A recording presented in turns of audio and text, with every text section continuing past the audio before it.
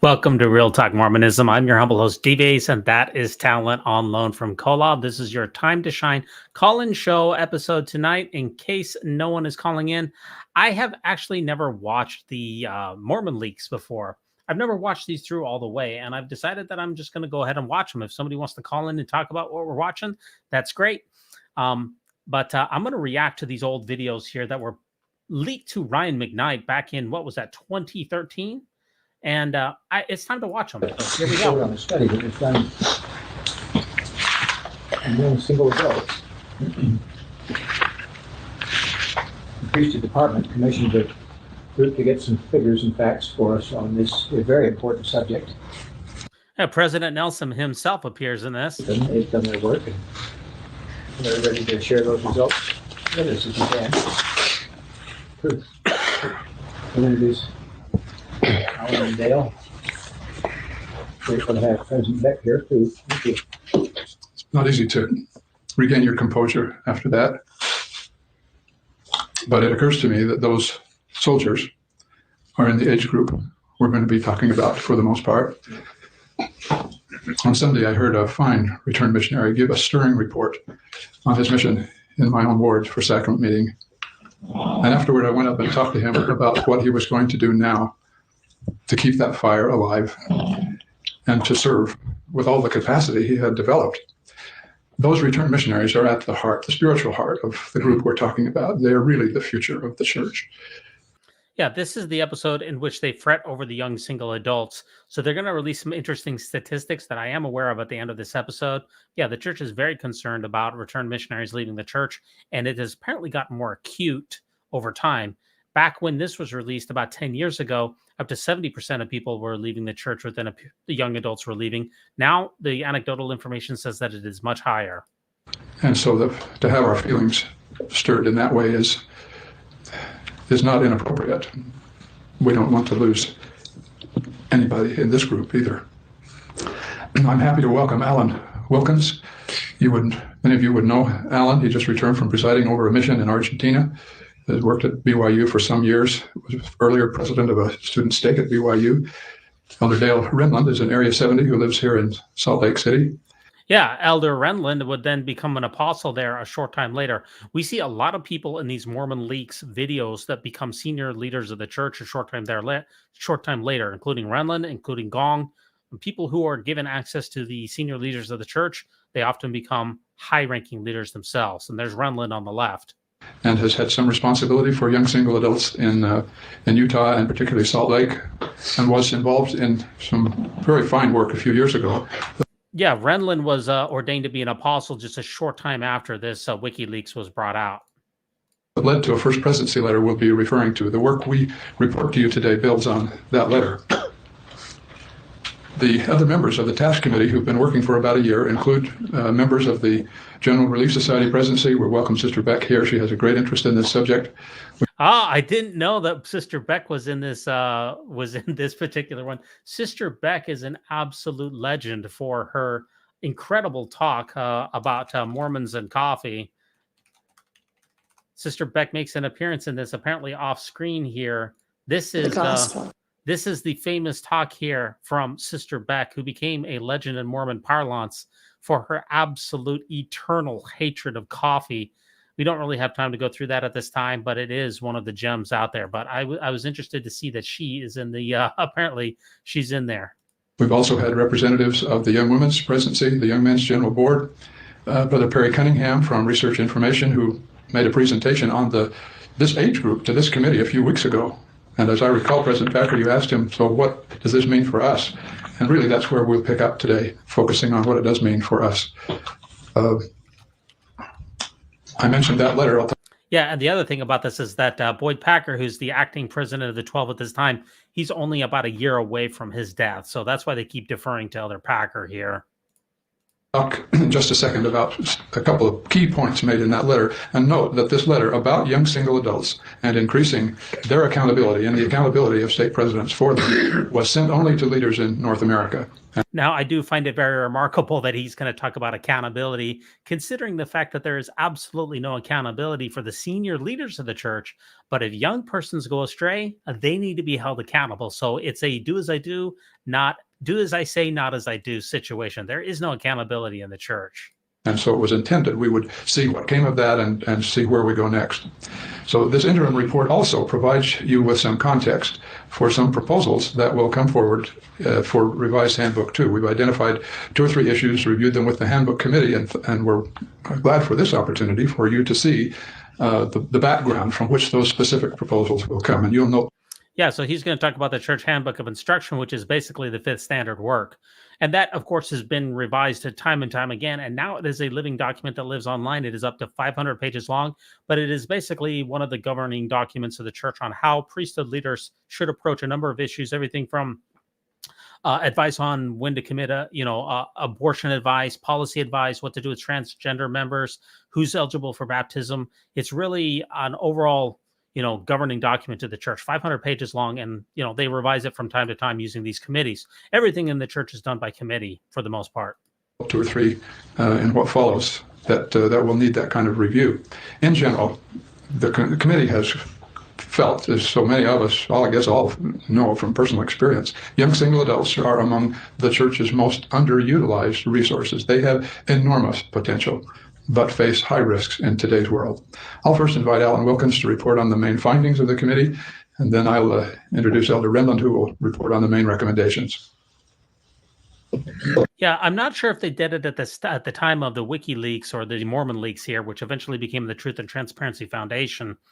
But the church does young single adult devotionals now every year. They sometimes do 1 or 2 per year. And those are some of the most important addresses. And typically they have very high-ranking leaders of the church do it.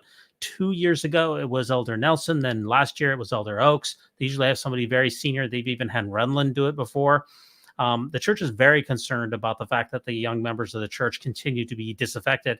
And in fact, in this last week, last couple of weeks, the church revamped the young single adult entire concept of it, and they revamped who is supposed to go to what wards according to what certain ages. So the church keeps tinkering with the young adult situation because they're losing a lot of young adults.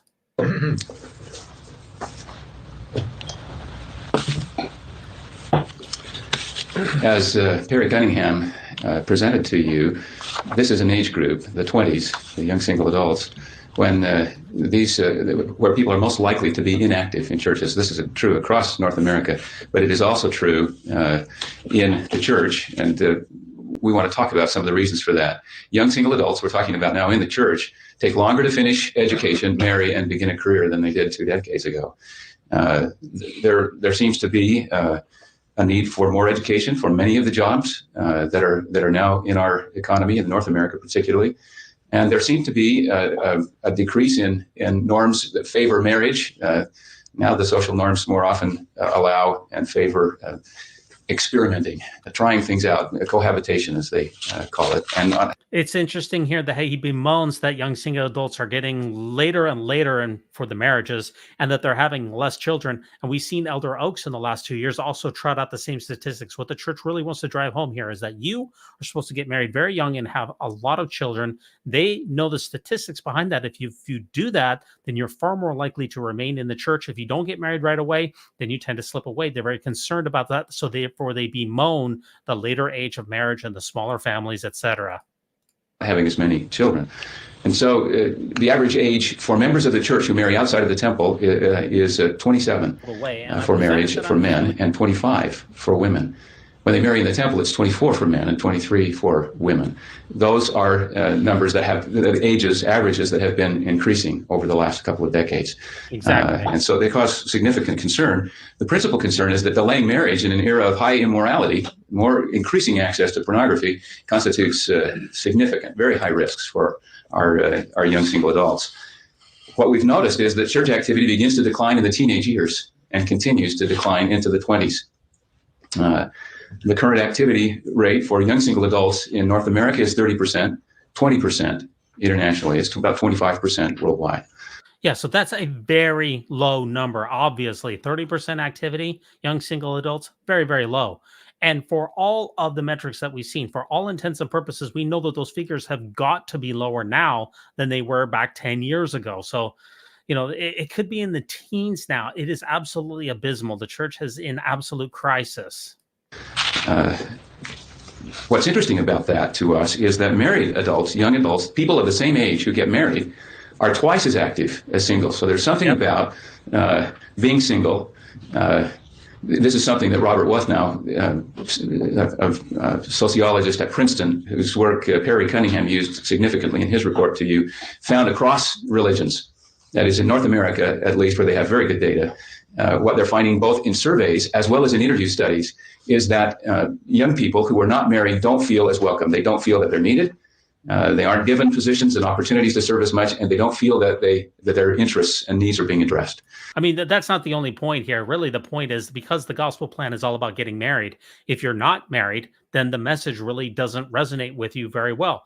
My wife in particular, as parts of our family didn't necessarily go to church as often, she started seeing that the plan of salvation is geared towards an eternal family. Families can be together forever. And if you're not in a family, and if you're single, and if you're not married, then you're not on the covenant path. And therefore, all of a sudden, the messaging doesn't really align with you. That's the problem. In the church, over 50% of the people in the church are single. But in order to get to the highest degree of the celestial kingdom, you have to be married. That's a massive disconnect right off the bat. And so this is true across religions, but even more so in other religions, frankly, than in our church. As we look internationally, 6% of international members are temple married by age 30, and that's an absolutely stunningly low figure. Only 6% of international members get married in the temple by age 30. That is absolutely abysmal. I had no idea it was so low. That's been declining over the last couple of decades. The implication of that is for us is significant. It's beyond what's happening to young single adults and becomes an issue about the establishment of the church as a multi-generational institution.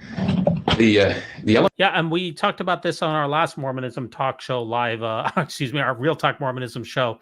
In Thailand, the information I got from the last episode is that only 3% of the church members in Thailand actually go to the temple. I mean, it is extremely small. Internationally, the church is really suffering as far as retention is concerned. They're going to hammer that point home. And I guarantee you this, in Africa, which is where the church is doing very well today, the retention is going to be absolutely even worse than all the numbers that we see here.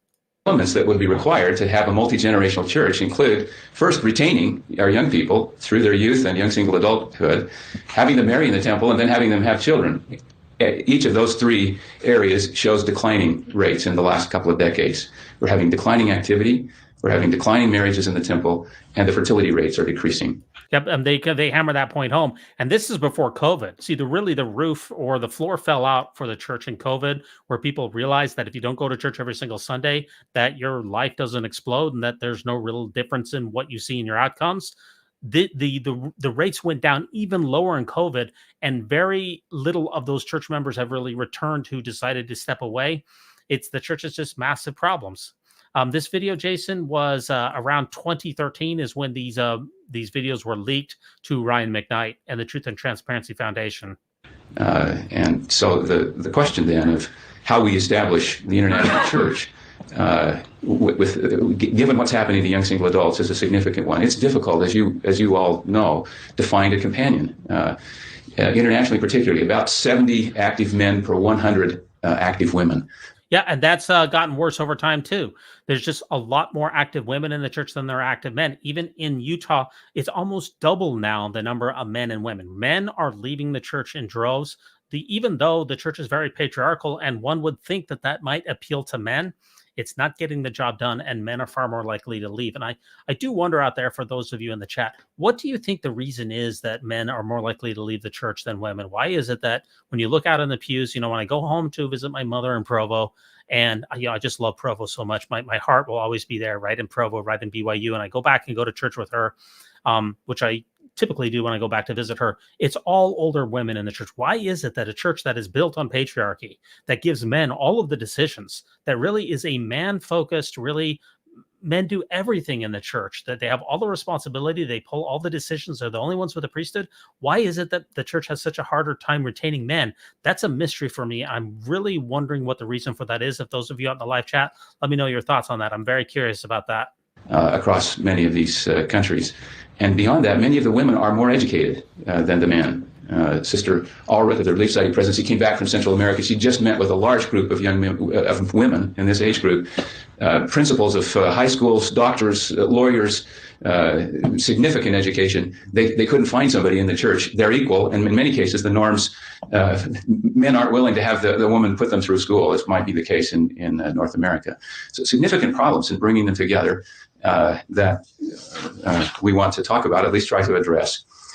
We've also discovered that most young single adults are not in young single adult or student wards where they might find, where they might be gathered together and might have more likelihood of finding a companion.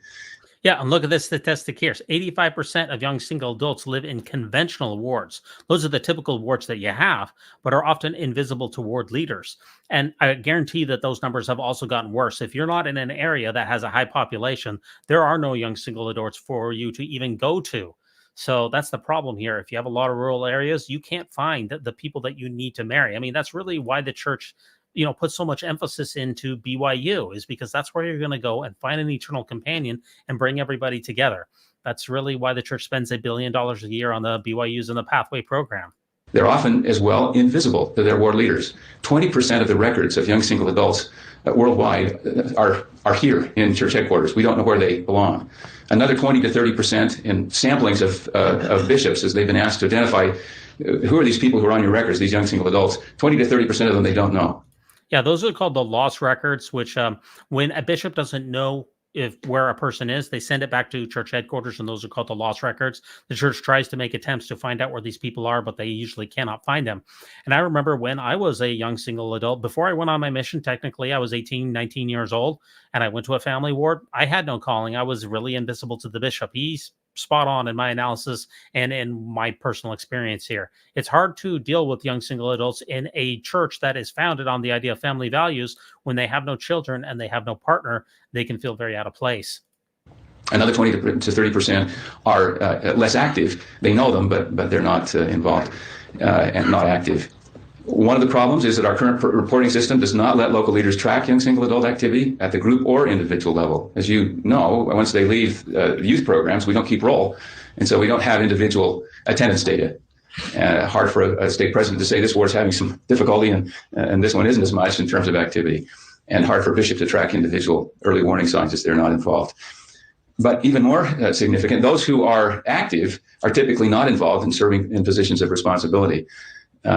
Both Elder Clayton Christensen and Sister Beck have talked about experiences in Korea. I'll just share the interest of time. Sister Beck came back from a visit to Korea and had noticed that youth and young single adults were not particularly involved in callings, and had asked them about that. And as I remember, Sister Beck, they were saying, well, they're too busy preparing for national exams and in their schooling. Well, how did you run the church? How did you lead the church when you were young? And most of them were the high school and college age people who led the church in those days. Well, we just had to sacrifice. They had to do both. Now, the church has done a little bit better in some ways with the young single adults, because now they allow for single members of the church to be part of young single adult bishoprics, whereas in the full family wards, you have to be married to be a bishopric member. They've opened up some of the more single positions, senior single positions in single adult wards for people who are unmarried. That's part of the problem. They're not trusting, not giving the challenge to these young single adults. Elder Whitney Clayton, who's not with us today, but was my area president when I was in Argentina, was the first one to teach me the STP principle. The same 10 people tend to rotate through the significant responsibilities in a ward, and that was certainly true in Latin America, and he was saying in other parts of the world. We've been seeing that with respect to young single adults. They're not being challenged and given opportunities. Beyond that, we think this isn't just about having callings as a district president or an elders quorum president. It's being significantly involved in the key work of the kingdom. That's the part that we're hearing from young single adults, that they're feeling they're not as involved. And since most of them are in conventional wards, how does that happen? Well, there's some lessons we could learn for the conventional wards that we could learn from some of the strongest young single adult and student wards.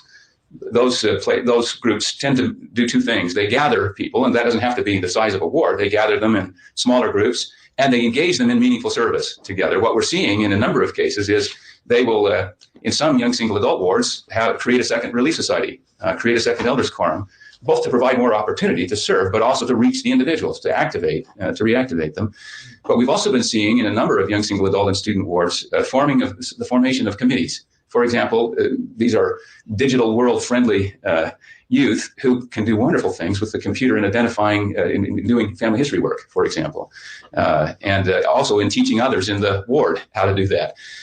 There are committees that have been formed to do reactivation, to reach out, and a number of other experiences where they feel like they're involved in the core work of the church. What we're noticing is, and this is anecdotal now, we don't have great data, but we have at BYU, for example, and some of you have been at BYU to know that we have lots of superlatives there, and sometimes people exaggerate a bit, so take this with a grain of salt. But one stake president said, after having significantly worked on establishing these kinds of committees, he said, we had 3 times the temple marriages of any other stake at BYU.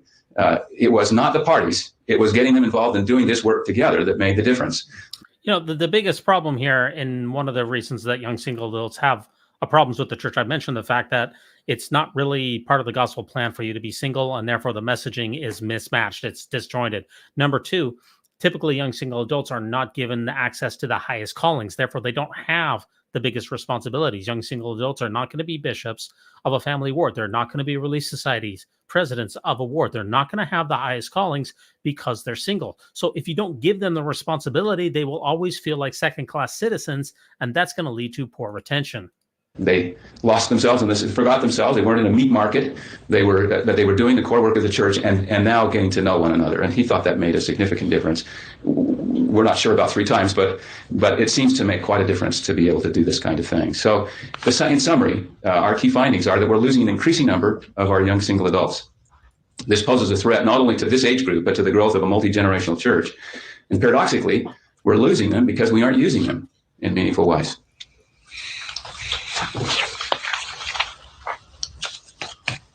Thank you, Alan. Brethren, as a foundation for the recommendations that will follow from Elder Rinland, I'd like to refer to the First Presidency letter sent in October of 2006. The phrase comes from that letter. The letter assigned young single adult accountability to stake presidents, asking each stake in North America to be accountable for all young single adults residing in their stake, to identify, locate, and shepherd each one, and to support multi-stake activities. Those were the essential components of that letter. The letter was the result of a great deal of preparation, and it has led to a great deal of action through the priesthood lines in North America. And as this committee has worked and looked deeper and longer since that time, they've concluded this was exactly the place to start. And so what you hear in the findings will be based on that foundation. The advantages of locating responsibility for young single adults at the stake level are such as these. Stake presidents have the keys and the authority to hold the ward young single adult committees accountable. Those committees have been in the handbook for years. They typically don't function. A member of the Relief Society presidency, a member of the elders presidency chaired by a member of the bishopric, not much happens, but more could happen if they were held accountable by those. Yeah, I mean, this is really the point here. There's a lot of councils and other things that are supposed to take place in the church that don't really function. Really, the only council in my mind that really works at the ward level is the ward council. At the stake level, it's the high council. Other than that, if you're on some of these other councils, often nothing much happens. They're more theoretical than they are practical. To have the vision. Another factor that's very important is that at the stake level, which I've seen, especially in my international experience, the institutes of religion typically function at the stake level. And so if you want to have a stronger partnership, stronger coordination with the institutes under priesthood direction, you achieve that at the stake level as well. And multi-stake interaction, of course, will be better facilitated when that takes place at the stake level. Stake presidents can also organize a stronger structure than we have been seeing, and we'll have just a couple of ideas to share on that toward the end. As we introduce the recommendations, I just wanted to say something that puts the focus on our 2 main points. 1, stake level responsibility, and number 2, emphasize spiritual development. Too often we have thought of social development as the main need of young single adults. We all want them to get married, and you assume that you get married if you go do social things. This committee, based on its research, has reached quite a different conclusion, as Alan has already indicated.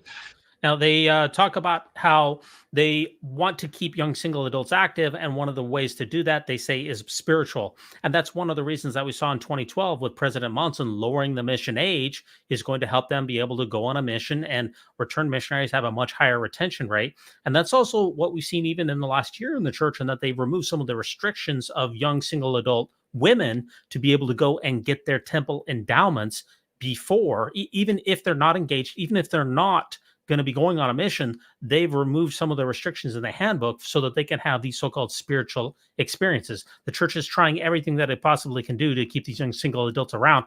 And in fact, they have these big conferences every couple of months in Salt Lake City for, putting on these evangelical type of celebrations in order to try different things. The church is trying to keep the young single adults around. They're trying, and they're throwing mud at the wall and seeing what sticks.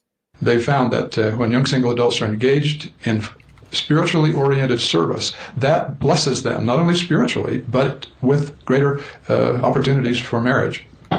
And so, coming from this foundation, one of the recommendations will be to call more of them to positions of responsibility. I heard Elder Holland say this morning in a meeting of MEC and BEC, talking about a young woman of 29 called to be what? Primary president. How did she feel? She said it was her lifeline that saved her. She thought she was of no use to anyone because no one was marrying her, but she has really blossomed as the primary president. And yet we tend to overlook them. So we would hope to shift the orientation of all young single adults, including those in young single adult and student wards, to a spiritual service focus that includes sociality. Of course, it's important, but it's secondary. It's not primary. This really takes me back to, I believe it was President Hinckley who said that everyone in the church needs to have a friend, a responsibility, and there's a third thing too. Maybe if the chat can help me, you're supposed to have a friend, a testimony, and a responsibility. And if you don't have all of those things, then you're definitely going to fall away. So I can see the church is trying to work on this. It's very interesting to hear in the background. You can hear a younger version of Elder Holland chiming in. I just love these WikiLeaks videos. I haven't watched them all, so I'm just taking the opportunity to do so now. If you want to join the show and talk about WikiLeaks or anything Mormon related, then feel free to hop on the line. Be happy to have you. Just to give two quick examples before I sit down, I shared these with the brethren. I thought who were working with us. Just last week, you might remember Elder Ballard read to a number of us an email he'd received from a young single adult who had worked on Proposition 8 in California. And I really was struck by what she said. One thing was, because of her service in this cause, she learned the meaning of marriage. Now she understood what the church had been teaching because she'd been involved. It's like a missionary saying, now I understand the gospel because I've been preaching it. And she was thankful for the opportunity to be involved. You could just sense what it had meant to have that kind of cause in which she could work in the service of the Lord's servants. Now, it is amusing to me to reflect that we are about 5 years divorced, or we're 5 years away from Proposition 8. So Proposition 8 was in 2008. These videos were leaked around 2012, 2013. And the church is still proud of what it did in Proposition 8 in overturning the right to marriage in California. Now, with the societal shift in how people relate to same-sex marriage, the church doesn't want to talk about Proposition 8 at all. They want to leave that behind. And in fact, that's the reason that they endorsed the Respect for Marriage Act, which basically says that we're going to wave the white flag on the social issues. And after after Obergefell, the church has basically given up on the culture war. But back then, they were still so proud of what they did with Proposition 8, even though that was a complete waste of time because now it's federal law in the United States. Another example of that on the other end of the continent, I was at a stake president a few months ago in a stake conference. They had hundreds of young single adults in this stake, wonderfully educated young men and women who are in Washington, D.C., working in congressional offices and other places. The stake president said one of the great discoveries he'd made in that stake was how those young single adults could help the inner city ward he has in that stake. They've baptized a number of young people from minority backgrounds who live in poverty, who aren't very literate. And he brought his young single adults together with those young people from that inner city stake every Wednesday night. And on a one-on-one basis, the young single adults would tutor them and help them do their high school homework and convey a vision about education, about the future. That can happen only in that relationship. And he cited. Well, I just want to say one thing. I'm sorry to jump in so much. First of all, I served a mission in Washington, D.C., which is exactly where he's referencing. And I do think that his idea is absolutely fantastic. I think applying this idea will be virtually impossible. Typically, the members of the church here in the Washington, D.C. area, and I still live in this area, are typically white, wealthy suburbanites. And he's talking about baptizing inner city people of low socioeconomic status, which are typically black and brown people. Getting these two together and having some kind of a wonderful eye-to-eye brotherhood and sisterhood is going to be an exceptional challenge. I'm not saying it can't happen, but these are two people from totally different worlds. And I knocked on these doors of these people for 2 years. So I can tell you that there's a significant disconnect between the white and delightsome vision that the church puts forward, that is the Salt Lake City typical, a missionary IBM 1950s mentality, with what we see of the abject poverty in the Southeast Washington, D.C., for instance. It's going to be very hard to implement this program. I don't see that it is going to work in any way possible. Theoretically, it's a great idea. Practically, I don't think it's going to work. 2 or 3 examples of those who had succeeded, the graduates of books and basketball, who went on, a couple of them, to BYU, and they're carrying that on. So after they've studied, they'll play a little basketball, read the scriptures, and have refreshments. And that's very much the flavor of the kind of service that can involve young single adults serving youth and building themselves spiritually. I invite Elder Renlund to continue with the recommendations.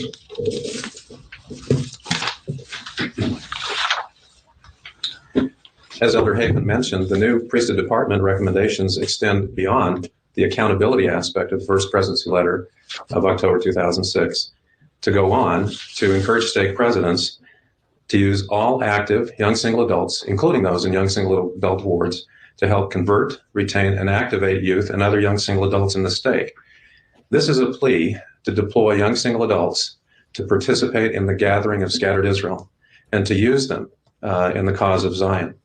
In the Winter 14th Ward in this valley, a young single adult ward, the young single adults there have gone out and literally tracted out the less active young single adults in their stake and in the neighboring Salt Lake Mill Creek stake. They have helped update membership records. They have reactivated some, and they themselves have experienced a greater commitment and an increase in faith because they have been involved in that effort. If it helps with either the accountability aspect or the mobilizing aspect of it, stake presidents could create more than one relief society or elders quorum in a ward when justified by local conditions and numbers. Yeah, you're never going to see the multiple, at least in my opinion, you're never going to see the multiple elders quorum and relief societies today, because the Mormon shrivel is real. We have all of the members who were baptized in United States over the last couple of years were all fit into the same existing wards. So the number of people in an average ward in North America has greatly increased, and that's because activation rates are going down. So there's just not enough people to man an extra elders quorum or to have an extra, or to have an extra women's relief society. That's just not going to happen. In fact, the church has reduced consistently over the last couple of years the number of total people who's required for a stake, the number of priesthood offices that are required to run a ward. All of these things are done because the Mormon shrivel is concerned. So these ideas that could have been theoretically possible in 2014 are absolutely not possible today because of the shrinkage that we've seen. This would be an option to use if it helps the stake president achieve better accountability or mobilize them better. This could be done. Stake presidents, and this has been done to good effect in several wards throughout this state and elsewhere. Stake presidents would also be encouraged to mobilize young single adult task groups for various forms of church service. Elder Hafen mentioned the Proposition 8 experience, the Books and Basketball initiative that was in Washington, D.C. Books and Basketball occurred in Palo Alto, California, and in Cambridge, Massachusetts as well. In fact, there is no challenge the church faces, or any aspect of the mission of the church, to which the strength, energy, and vitality of the young single adults cannot be applied.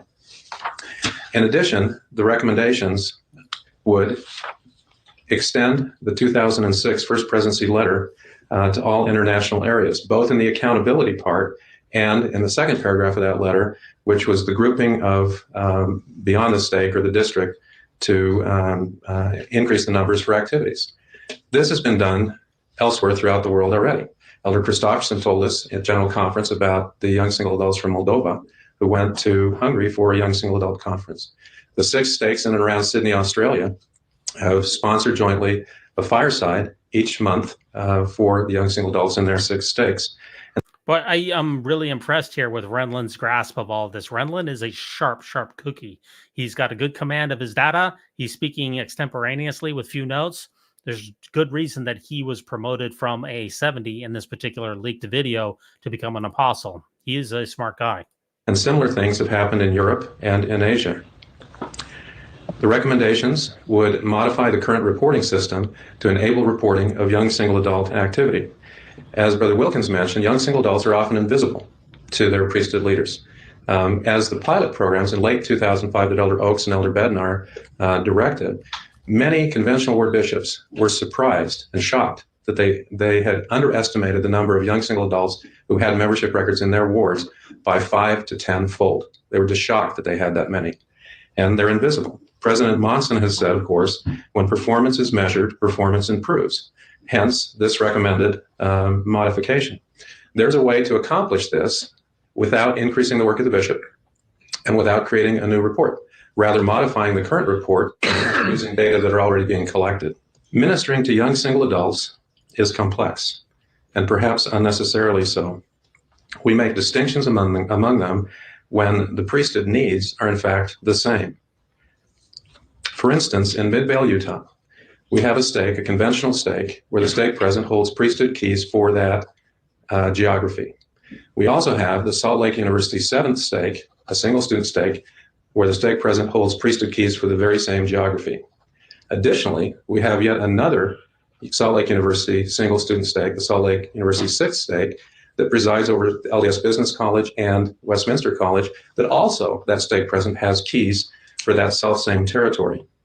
This overlapping jurisdiction creates ambiguity and accountability, increases choices for young single adults, which leads to ward shopping and generates conflict among priesthood leaders. One could say, well, the student stake presidents have priesthood keys for students. But in practice, that distinction is actually blurred. And the reason it's blurred, well, the data are that in the Salt Lake University single student stakes, less than 30% of the members are in fact students.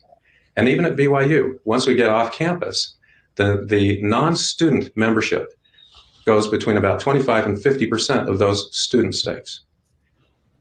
Yeah, what really strikes me and everybody else from watching these leaked videos is how corporate the church approaches these things. This is all about return on investment. It's about researching. It's about putting together councils and committees, seeing what works, experimentation. Nowhere have we seen in this 27 minutes anything that's regarding prayer, fasting, talking to Thomas Monson, anything from God. This is all just exactly what you would get from leaked board of directors from a corporate meeting. Again, the church acts much more like a corporation than it does a religion. It's also problematic to define a student. If I am a young single adult and I'm a matriculated college student this semester, but not next, do we really want me to have two stake presidents, one each semester? If I'm a matriculated student, my roommate isn't, should we really have two different stake presidents? And should the student refer just to college enrolled students, or does it refer to any form of post-high school education, such as massage therapy or cosmetology? To reduce the complexity, increase accountability, and unify priesthood leaders in ministering to young single adults, the recommendations would eliminate the overlapping jurisdictional conflict that occurs when multiple sets of equivalent keys are operative for the same geographic territory. The recommendations would eliminate the distinction between student wards and young single adult wards. This elimination makes sense because the priesthood needs are the same for a young single adult who's a student as well as one who's not a student. Moreover, the simplification and increased accountability occur because one would never have two young single adult wards operative in the same geographical territory. The recommendations would further encourage all young single adults to attend institute classes and activities. The stake structure would be strengthened by creating a stake committee specifically for young single adults. This would be chaired, right now we have a stake committee for single members that includes all singles. This would be one specific to young single adults. It would be chaired by a stake president's counselor. It would have a high counselor assigned to it. It would also include a stake relief society presidency member, a married couple who would serve as advisors, and young single adults called from the units of that stake. The ward could also have a stronger structure for an ward young single adult committee. There would be a bishopric member who would serve as chairman, a relief society and elders quorum presidency member, a married couple who serve as advisors, some young single adults would also serve on that committee. Each young single adult in the ward would be accounted for regularly by the ward committee, the ward young single adult committee to the ward council. Each young single adult would be interviewed annually by a bishopric member, preferably the one who serves as the chair of that young single adult committee at the ward level. Each young single adult would be visited by elders quorum and relief society presidency members annually, preferably the same ones who serve on the Young Single Adult Committee. And each young single adult would be accounted for regularly by the bishop to the first to the stake president. We heard about the final salute, and that we should bring them home. And I think that's what this effort is about. Nathan? Thank you, Elder Renlund. Brethren, this concludes our presentation. Our summary is that the best way to strengthen young single adults is to engage them in the mainstream work of the church. Second, their greater spiritual engagement will bless the entire church because it will increase the number of young people who are married in the temple, and raising families in the pattern of establishing the church long term. Unless we do that, anything we do programmatically makes relatively little difference. So there's much at stake in how we respond. And the best order. Now, I believe that Hafen here is an assistant to the 12 at this time, but I believe that the assistants to the 12 were discontinued a short time after these Mormon WikiLeaks was around. I don't know that for a certainty, but I believe that that is the case. That was basically a defunct position that was made irrelevant shortly thereafter. I don't know that for 100%, but that's my belief. Organizational step the committee has recommended, and we endorse the executive directors in the priesthood department to clarify and emphasize the stake's responsibility and flexibility to serve the needs of these young people in the ways that we have discussed. We'd invite comments and questions. We're very eager to take your counsel. Thank you. Thank you very much. Yeah, just to what Jason said is, why did they get rid of those? And the real reason is that they flushed out the quorums of the 70. Now I believe that there's 9 there's 9 or 10 quorums of the 70 now, because assistant to the 12 is not a priesthood office. It's, if you go back and look at the articles of faith, there's pastors, evangelists. We believe, what's the article of faith that talks about the priesthood offices? Anyway, assistant to 12, that's not an assistant. That's not a priesthood office. Instead, they filled up the quorums of the 70 all the way up so that they would be more in accordance with, I guess, what Jesus wanted. I guess so. That's what I'm guessing here. Are there any questions? Elder Renlund, the modification of the reporting system to better identify young single adults and account for them. Are you speaking of the quarterly report that each ward and stake do, or others? I will give my understanding, and then I'll ask Elder Hafen to correct me. Currently, the quarterly report, the ward clerk has noted what proportion attend meetings during the quarter. Total population. Total adults. Okay, within the adults. One could, I believe, easily make it so that one just separates out the young single adults from the non-young single adults, from the total adults, and report that without, again, increasing work for the bishop or creating a new report. We've already talked to Glenn Buckner in MSR. Okay, it looks like the rest of this is just an audio portion of it. So I want to watch one other WikiLeaks if I could here, and it's the most popular WikiLeaks that came out. And it's been let's watch a couple of these ones that have the most amount of views. First of all, let's watch the one with the Elder Gong here. And they really obsess over Chelsea Manning's sexuality here. You're going to see Elder Oaks pop in on this one. This is a good one here. So it's in which the apostles obsess over Chelsea Manning's sexuality. And as you might recall, remember, Chelsea Manning was the former Bradley Manning, who was the WikiLeaks person who leaked all the documents to Julian Assange back with the WikiLeaks. And of course, Mormon Leaks was named after WikiLeaks. Let's hear what they have to say about Chelsea Manning and his sexuality. It's very interesting. Could WikiLeaks or a group like WikiLeaks embarrass or damage the church? First of all, so we see a nice youthful looking Elder Garrett Gong in this particular one. And again, I believe he was an assistant to the 12, and he was called to the apostleship shortly thereafter. Almost everybody who appears in these videos ascends to high church leadership responsibilities. Elder Gong's history was that I believe he's Asian American and one of the first apostles who was not white. And he was really a diplomat for most of his career before he attained church leadership responsibilities. But the bigger question here is, could someone like Chelsea Manning embarrass the church? And we saw the answer to that, quite frankly, with David Nielsen and Lars Nielsen. They took a bunch of data out from them in the same way that Chelsea Manning did. Chelsea Manning took a DVD or a thumb drive and took thousands upon thousands upon thousands of documents and gave them to Julian Assange, who published them on the internet. And it made the American military in particular very uneasy. And there was a couple of occasions where it made the U.S. government look foolish. And quite frankly, that's exactly what David Nielsen did. So they're worried about people like Chelsea Manning, and for good reason, is because Chelsea Manning and David Nielsen are somewhat akin. They really are. They're whistleblowers who are trying to bring transparency to an organization that was not transparent. WikiLeaks describes itself as a not-for-profit media organization which provides, quote, innovative, secure, and anonymous ways for independent sources to leak information to journalists. In other words, it's dedicated to radical involuntary transparency, or another way, to providing untraceable and uncensorable ways to expose the secrets of governments and corporations. Right. Says Wiki. And of course, the brilliant thing about WikiLeaks, or you could say the most diabolical, depending on your perspective, was that when you leaked your documents to WikiLeaks, they did it in a way, and that was the same with Mormon Leaks for that matter. After these videos got leaked, Ryan McKnight set up a way so that people could drop off information to him in a way that he couldn't detect their identity. I had Ryan McKnight on the Mormon News Roundup on episode 60, and he did explain how this was done.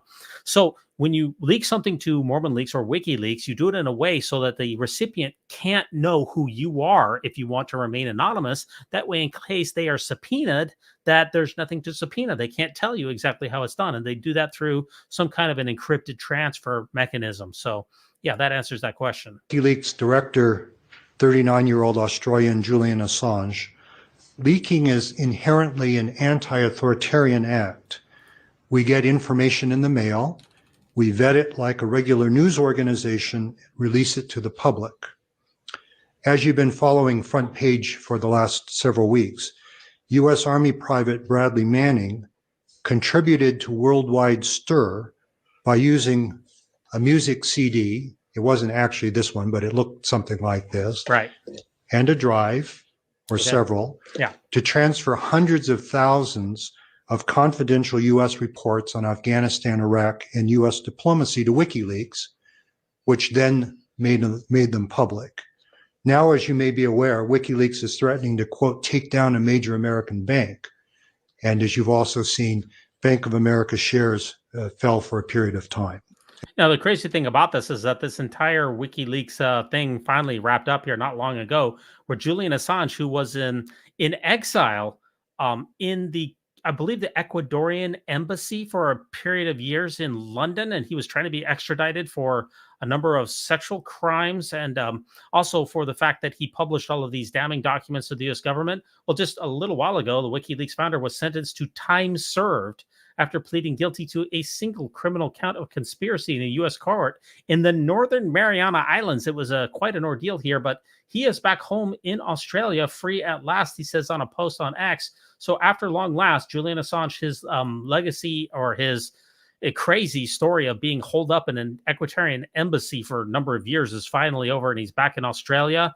I think that is probably the right decision. I don't think that, I didn't follow this case that carefully, but I didn't see a reason for him to have to serve more time because he literally basically served 10 years on house arrest. That's just my opinion. Everyone assumes that they're the target. 3 WikiLeaks implications. First, headlines to the contrary.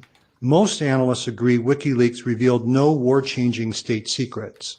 They really had none to reveal, though it did breach U.S. diplomatic confidences and chilled future candor.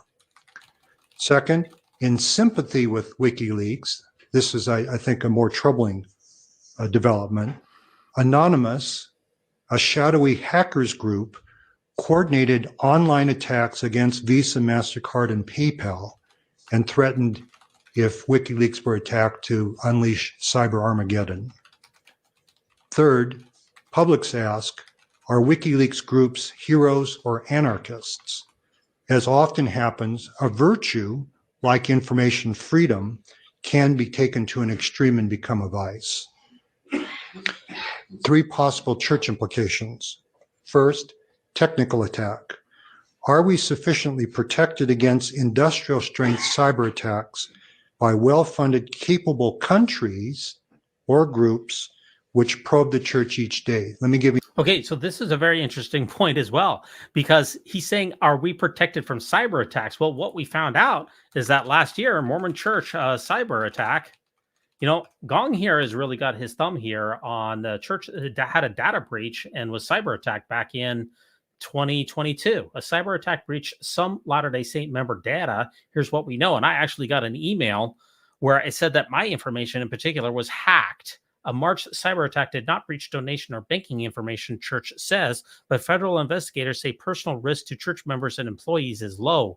So somebody broke in, and they don't know exactly who it was. It could have been a state actor.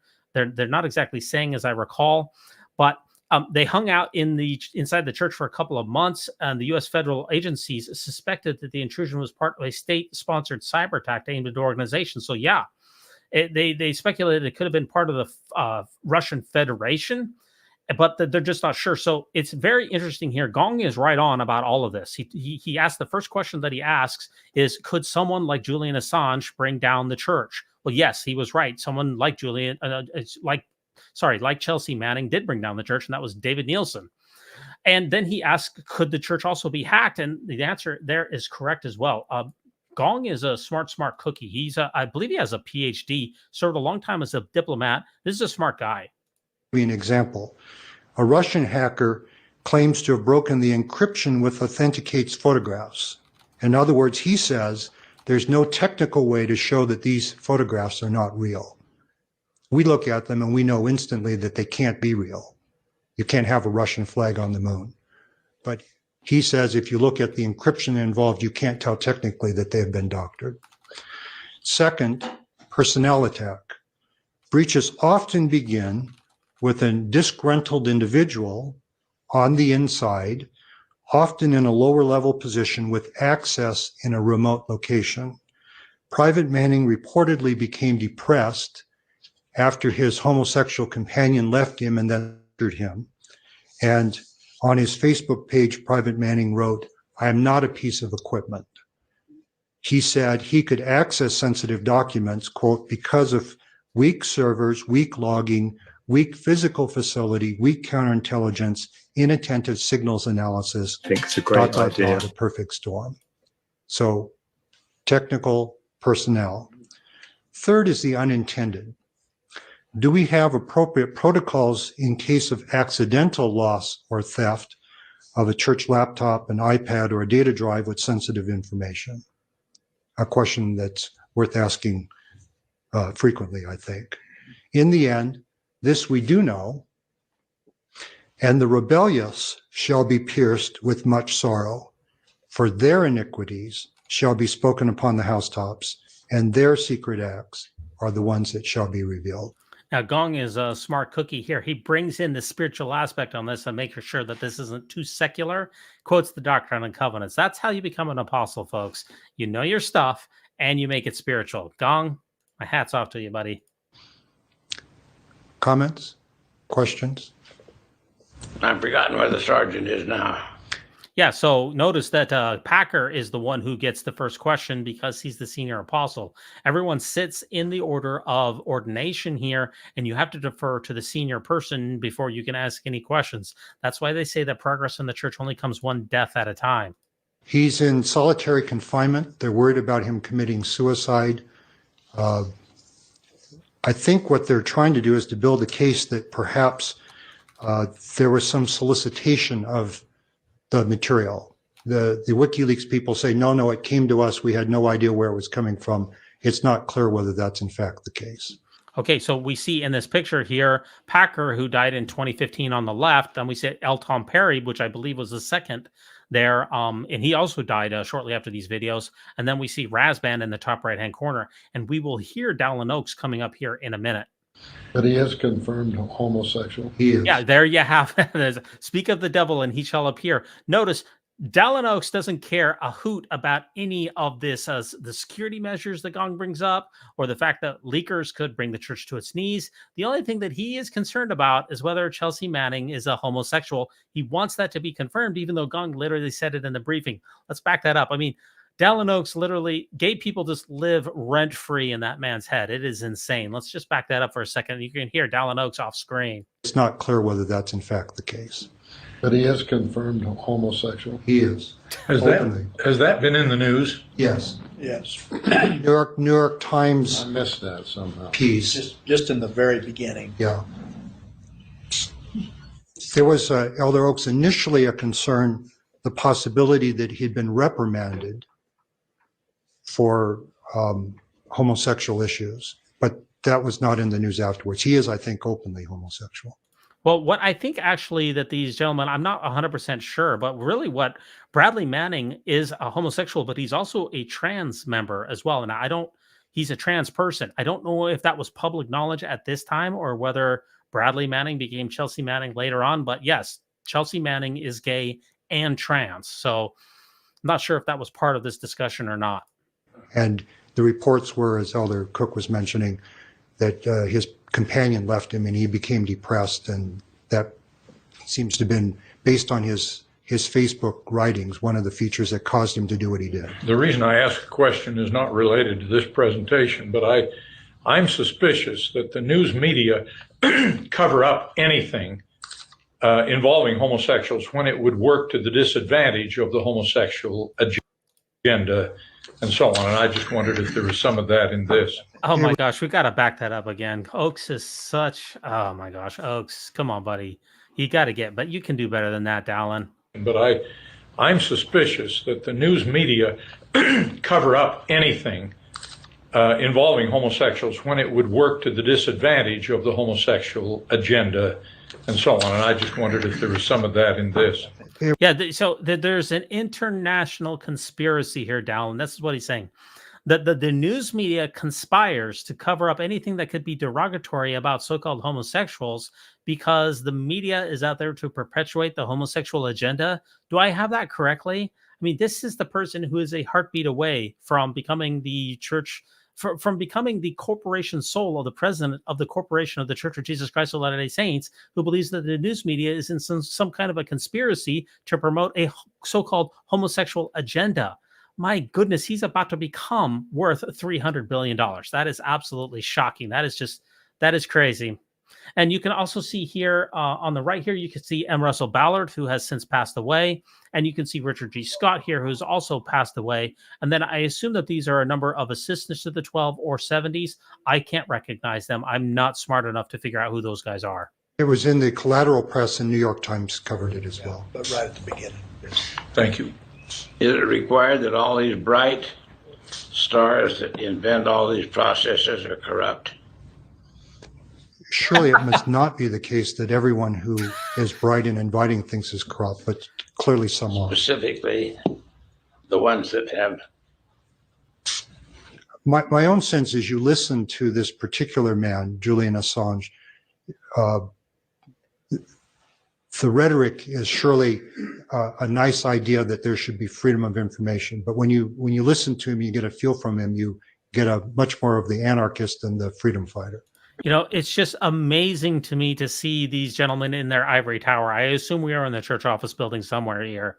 How disconnected they are from the every average day lives of people. I mean, they're getting these stories that are brought to them by Gong here that are normally most people get off of the news, but these guys, they don't get out there. They are so disconnected from the normal day-to-day part of running society. It's just crazy how insular these guys are. Was he gay? I don't know. And so now we got to find out if Julian Assange is gay. Before we engage with anyone, before we talk about the ideas, we've got to find the sexual orientation of absolutely everyone that's involved. Can you believe this stuff?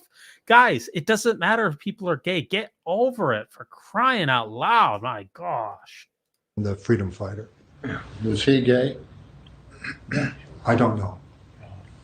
He was under indictment, as you're alluding to, for sexual assault, but it seemed to be rape charges that he was coming under, not for being gay. Yeah, so I believe that was M. Russell Ballard who also asked about the being gay.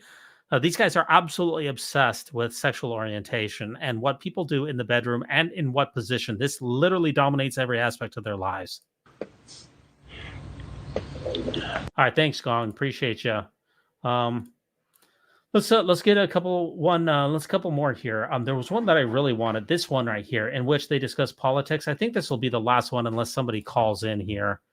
That's a good point, Doug, by the way. Doug brings this up. He says, I wonder how Gong feels since his son is gay. Well, according to Gong's son, Gong's son says that Gong himself is not at all happy about that relationship being public. And I believe it is Matthew Gong, his elder Gong's son. He has a website out there where he's talked about his difficult relationship with his father, and that the apostle Gong doesn't want to really have that much to do with his son. It's honestly very, very sad.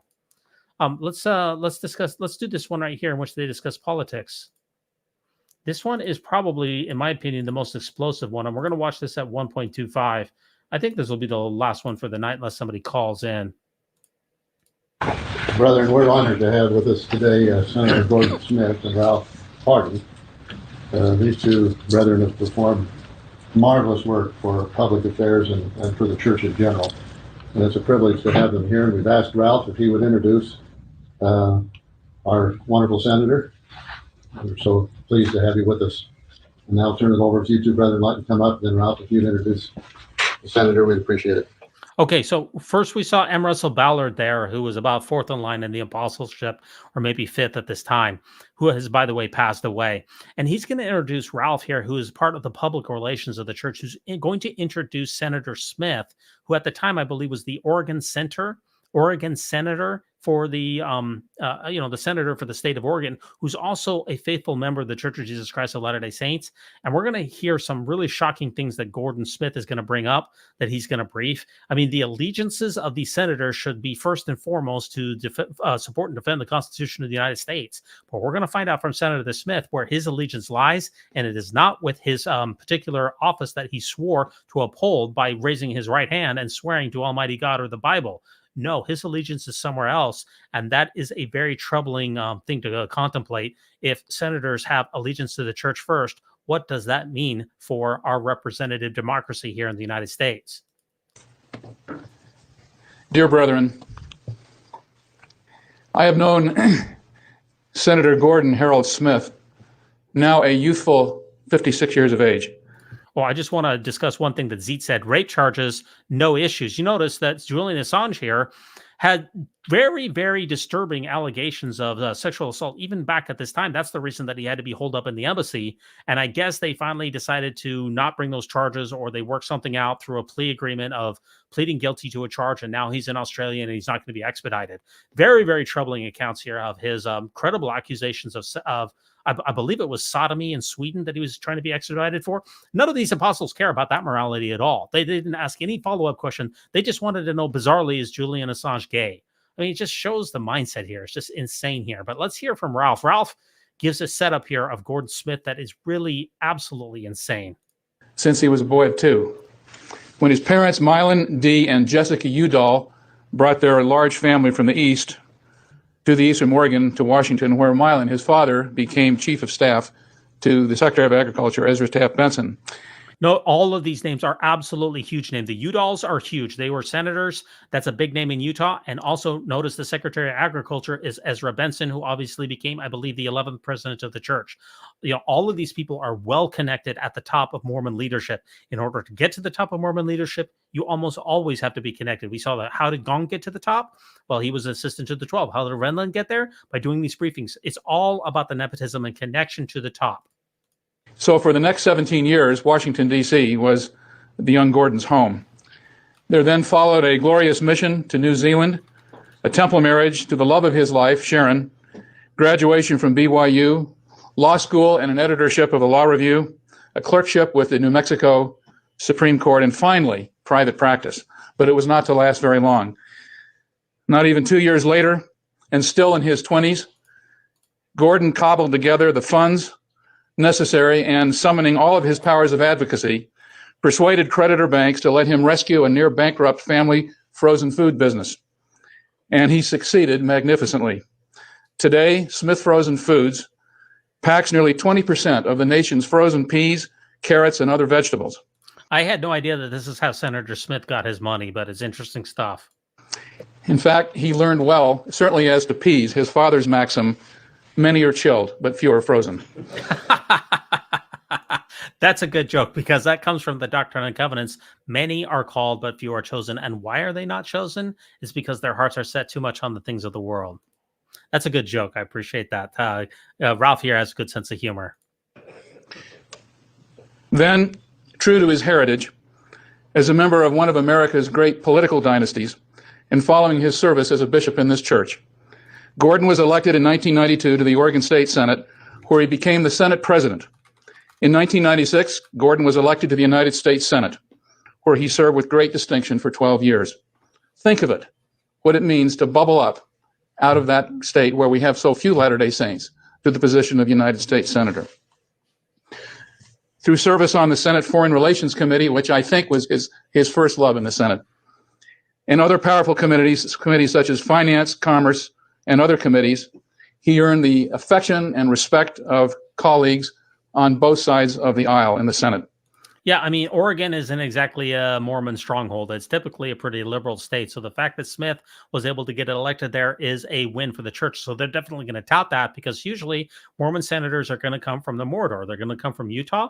They're going to come from, where we got Mitt Romney and Mike Lee and, so many Mormon senators. So they're going to come from Idaho, or they're going to come from Arizona, or we're going to get people like the Senate Majority Leader, Harry Reid, who came from Nevada. Typically, you're not going to get Mormon senators that can carry an entire state, especially in a more of a left-leaning state like Oregon. Gordon became a skilled legislator and of greatest importance to this council today and in this sanctuary. I stand as a witness of his tireless advocacy for the vital interest of the church.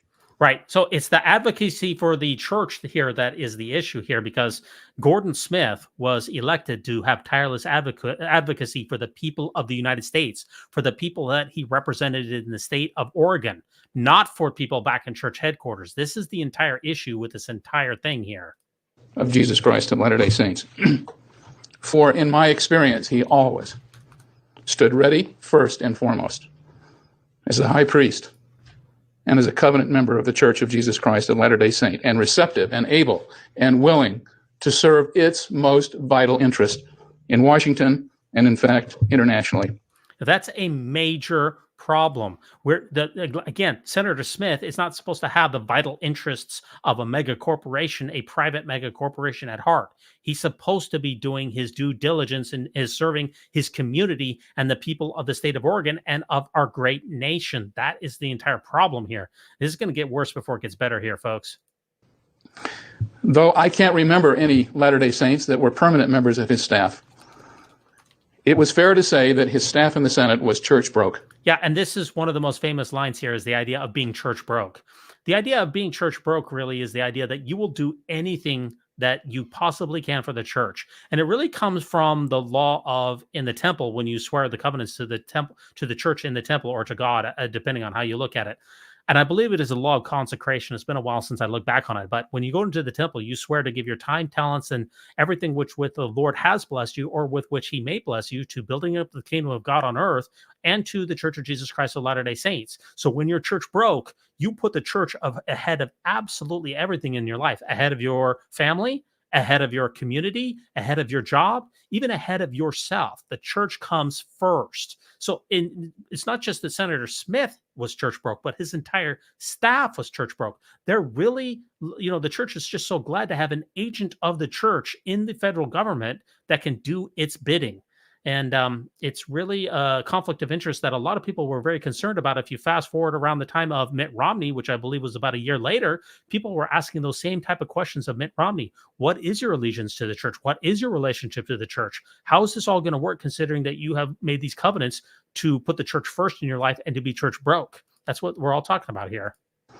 In fact, not many months ago, his legislative director called me on the phone and he said, "Ralph, you haven't called us for 6 weeks. What are we supposed to be doing?" Now, the implication here is that Senator Smith is always getting his marching orders from Salt Lake City.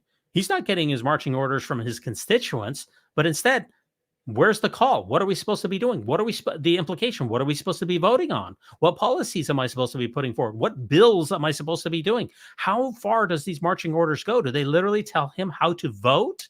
It kind of seems like that. I mean, I am stretching a little bit, but this is highly disturbing. Gordon and Sharon Smith are the parents of 3 children, all adopted, and 1 deceased. And they will soon welcome their first grandchild. Gordon will shortly join the distinguished, well-known Washington law firm of Covington and Burling as a partner. And he will continue to own his productive business in Washington, but he has delegated that well to the stake president of the Walla Walla Washington stake, who has run it for him for these many years while he's been in public service. Now, yeah, Gordon Smith, right after the WikiLeaks, he did retire. I guess he didn't seek re-election, but the church continued to still use him by being a liaison between the church and the government. In fact, when the Washington, D.C. temple was rededicated about 2 years ago, they used Senator Smith to give tours to high-ranking government officials. So Senator Smith is still church broke through and through. He's still a really faithful member of the church. And it is a great honor that I introduce Senator Gordon Harold Smith. Thank you very much, Ralph, for your way too generous introduction. Brethren, I'm honored to be in your presence. My parents, Mylon Smith and Jessica Udall, raised me with a fundamental principle, and that is to follow the brethren. And so while I'm somewhat accustomed to speaking with United States senators and even presidents of the United States, I stand humbly before you because I know who you are, and I know my covenants, and I know the role that you play in this world, in building the kingdom of God in Caesar's world. That's the title that I used as an address to your Public Affairs Committee the other day, a combination of committees, I assume. But building the kingdom of God in Caesar's world is a great challenge because the world could not be more secular, could not be more unbelieving, and perhaps in many ways the world could not be in a more calamitous condition. I read to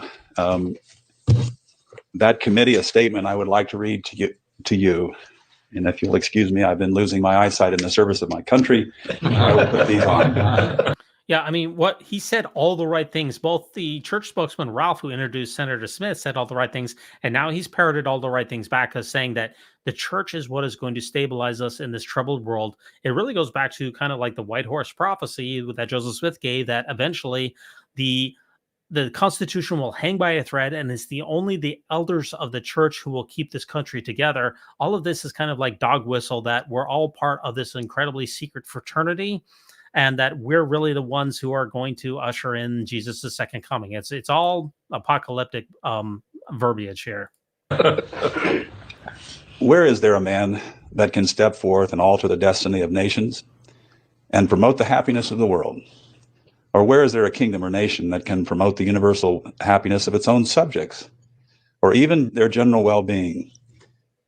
Our nation, which possesses greater resources than any other, is rent from center to circumference with party strife, political intrigues, and sectional interest. Our counselors are panic-stricken. Our legislators are astonished. Our senators are confounded. I can confirm that, by the way. Our merchants are paralyzed. Our tradesmen are disheartened.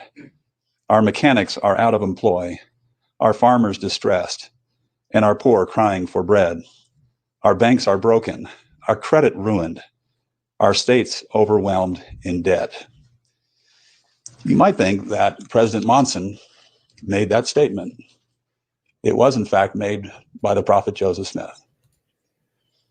Not much has changed in terms of the world in which you have to do the Lord's work. I would like to suggest to you, not as any definitive authority, but what I regarded as my role as one who regards this temple recommend as more important than an election certificate. But when I went into politics, I recognized that when the brethren would give conference talks about not engaging in contention, that I was somewhat at cross purposes with that, because it was a very contentious world in which I entered. But I believe it is really important that Latter-day Saints be encouraged to get involved in public affairs to the extent that they can stand it.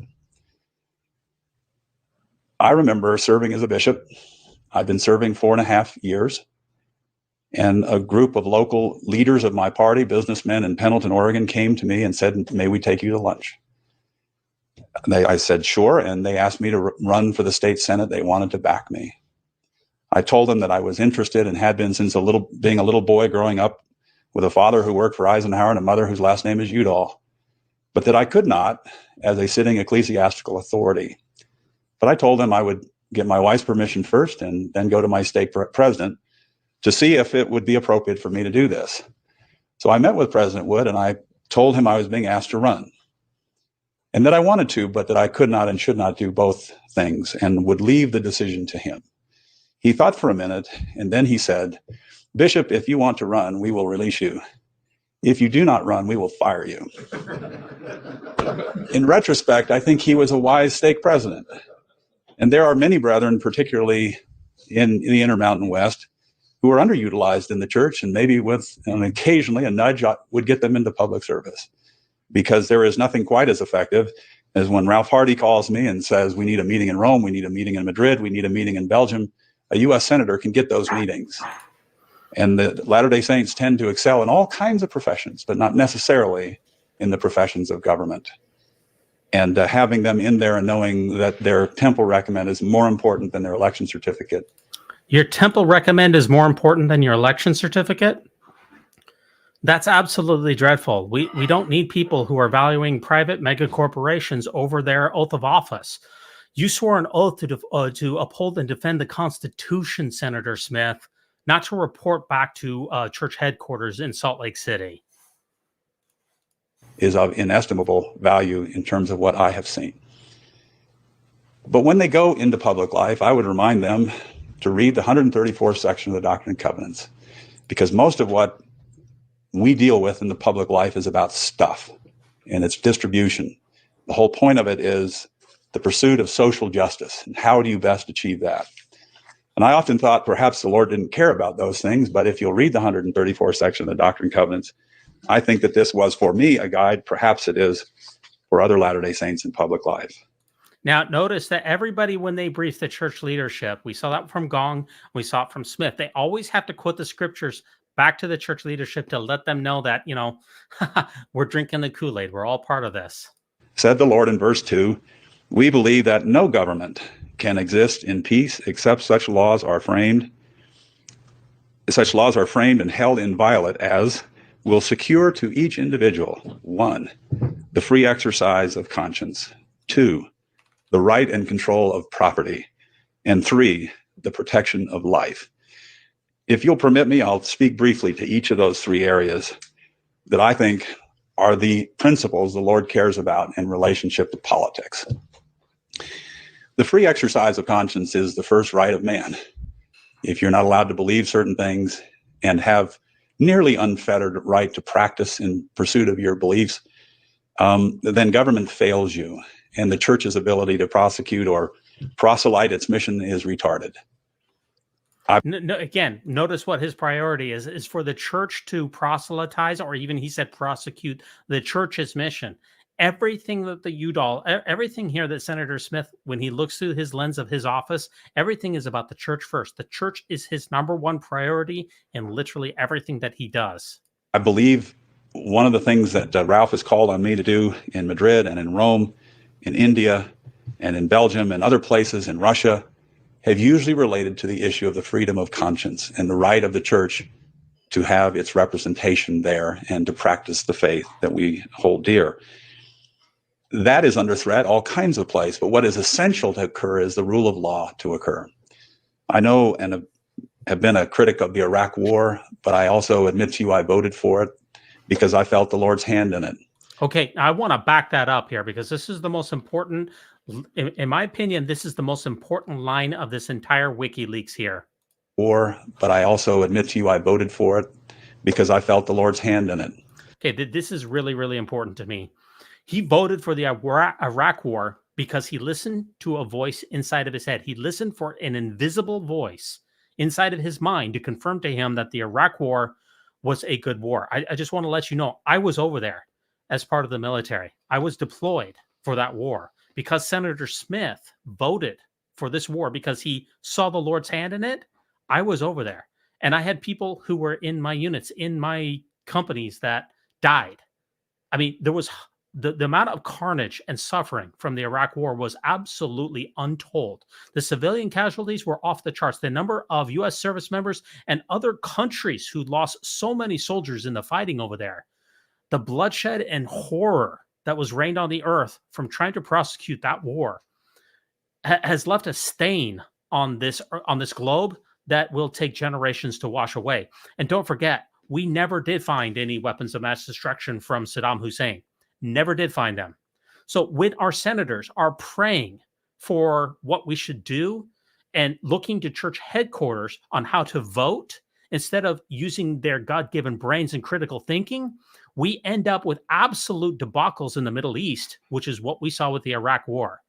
Voting for a war because you're trying to bring about the end of times is absolutely reprehensible. It really comes down to what he said earlier about the church trying to prosecute its mission or trying to proselytize. Senator Smith here is basically saying that he voted for the Iraq War in order that we would break down a dictatorship there and hopefully build a democracy where then we could put missionaries into Iraq. This is an abysmal way to approach this is just an abysmal way to approach anything. This is not how you should act as a senator. This is not how you should do anything in your life. I am just absolutely shocked by this. I am stunned by this. This affected my life in profound ways, my family's life in profound ways. And there was people who I left on the battlefield in Iraq because of votes like this that will never see their families again because he felt the Lord's hand in it. Where was the Lord's hand anyway when there was no weapons of mass destruction? Where's the Lord's hand? The missionaries are still not in Iraq. Where's the Lord's hand? See, people like Senator Smith want to bring back, Jesus in the second coming, and that won't happen until the gospel has been preached to every continent and sounded in every ear. So he wants to break down these walls using the American military-industrial complex to break through these countries with these dictators in the hopes that eventually a democracy will be founded there, and then the church can set up temples and do ordinances for the people there. This is not any type of sustainable or rational way to approach foreign policy. It's really a bankrupt ideology, and it's one of the most reprehensible parts of this entire thing. It really boils my blood. I hope it works out, but I can promise you this. You'll never send missionaries to the Arab Street until the rule of law exists in Arabia, and it has taken root in Iraq. Exactly. So that's what I just said. We won't get missionaries into Arabia if we don't break down Iraq. So his vote for the Iraq War, he's literally said it right here. His vote for the Iraq War was so that eventually missionaries could be put into Arabia because he wants, Arabs to join the church. He's using the military-industrial complex, the blood and treasure of our country, of the United States, of the people's lives. He's literally using the people's lives that he knew would be lost, whether it was the civilians in Iraq, whether it was the soldiers who lost, or the Marines or the Air Force members of the U.S. military, or all of the other countries that helped us out. All of those people, their lives are nothing to him because we've got to get missionaries in there. We've got to get more members of the church, and we've got to get the gospel to Arabia, and that won't happen as long as Saddam Hussein is in power. So it's not important whether Saddam had weapons of mass destruction, or it's not important anything else. We just got to get Mormon missionaries into Iraq, and this is the best way that Senator Smith thinks that he can do so. That's a horrible foreign policy. And ultimately, I think that if that succeeds, there will be an opportunity to begin building the church in the Middle East, which is a deeply troubled place. I'll give you an example. Yeah. So again, he's trying to get the church to have a foothold in the Middle East by sending hundreds of thousands of service members over to Iraq to prosecute a war, which quite frankly was a very misguided endeavor. Now, whether we accomplish more good in Iraq rather than bad, that's a difficult, tall order, but we went over there with a false pretense. We were supposed to have weapons of mass destruction, and he didn't have any. And that's a serious problem here. We can't be the world's policeman and break down every brutal dictator just because Mormons or evangelicals, for that matter, want to bring about the end times, and so that the Christians can proselytize in there. That's not the job of the U.S. military, and it never should be the job of the U.S. military. Early in the Iraq War, I took occasion to go to Kirkuk. It is in the northern part of Iraq in the Kurdish region. When I went there, into Amman, Jordan, I was picked up in a military C-130 transport. We flew towards Kirkuk, and as we were preparing to descend, the pilot informed me that the airfield that we were to land out and where 200 Oregon National Guardsmen were awaiting me to speak to them, that it was under RPG rocket fire. And he asked, do I still want to go in? And I had spent a lot of time going halfway around the world to go and talk to these Oregon soldiers. So I said, yes, I think we better go in. And we went in, and the landing was so hard that the hydraulics of the plane broke. I was hustled into a large bunker area where I spoke to these Oregon soldiers, and after greeting them, taking their mother's names and addresses, the general informed me that our plane was broken. And they were going to have to fly in another to get me out because these rockets would come in periodically. He asked if I wanted something to eat, and I said, sure. We went into a huge tented mess hall. We got our food, and the general and I were walking through what was surely 2,000 American soldiers. Looking for a place to sit down, I heard call out Bishop Smith. I turned around and I looked and saw one of my Aaronic priesthood boys in the uniform of an American Army captain. We had our Sons of Messiah greetings, and then he, after our conversation, said, "Are you going to General Conference?" And I said, if I get out of here alive, I will. He said, well, if you do and you see any of the brethren, will you tell them that the Kurdish people are ready for the gospel and we've already baptized 4? I don't know if you got their records, but there are baptisms occurring in Iraq. So, and now I haven't actually watched this all the way through. I've only watched some of the parts. I knew that Senator Smith voted for the Iraq War because he listened to invisible voices in his head who said that he should do it. And now we get to hear an exaggerated war story of, supposedly a helicopter or a plane that's having difficulty and whether we get out of here alive or not. He's putting himself as the hero of the story. And he's, put his life on the line so that people in Iraq and Kurdistan can receive the blessings of the gospel. Senator Smith, what a hero he is to risk his neck to bring the gospel to these people. Well, guess what? There's no missionaries in Kurdistan or the Kurds. There's no missionaries in Iraq, and there's no plans for it to have anytime in the future. Iraq is, quite frankly, even more of a mess than it was when Saddam Hussein was in power. With all of the blood and treasure that we spent in Iraq, what good was it?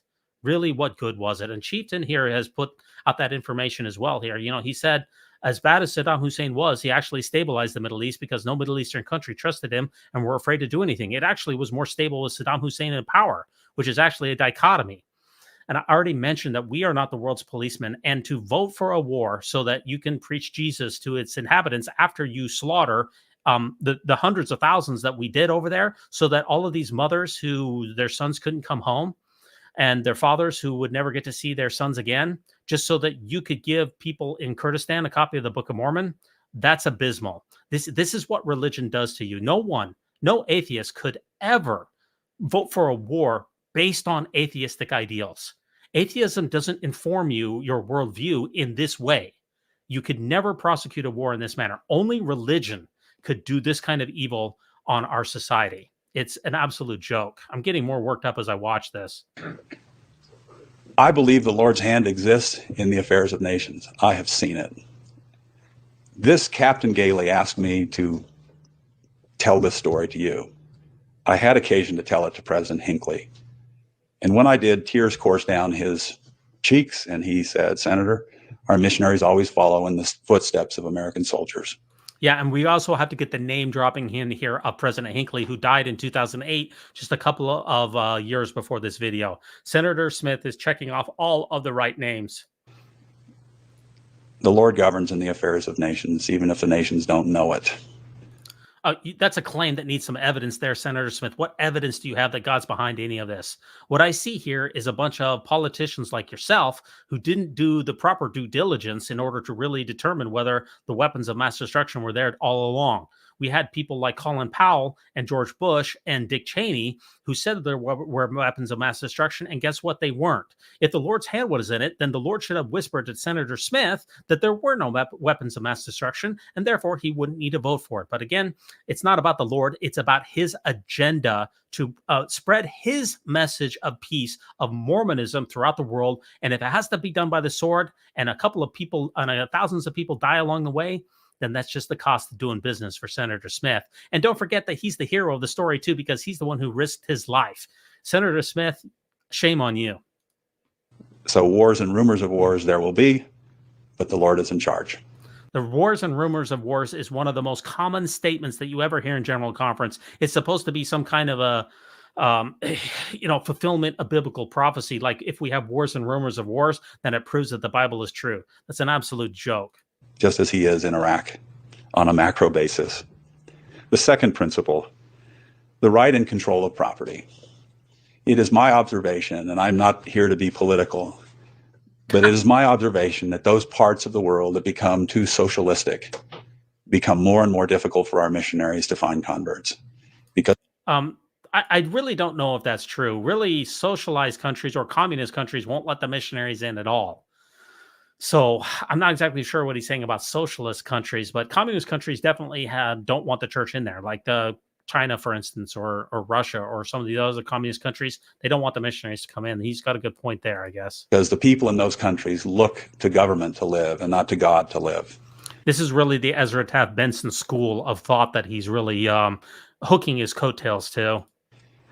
And our country and all others in Western society are beset by a number of enormous problems.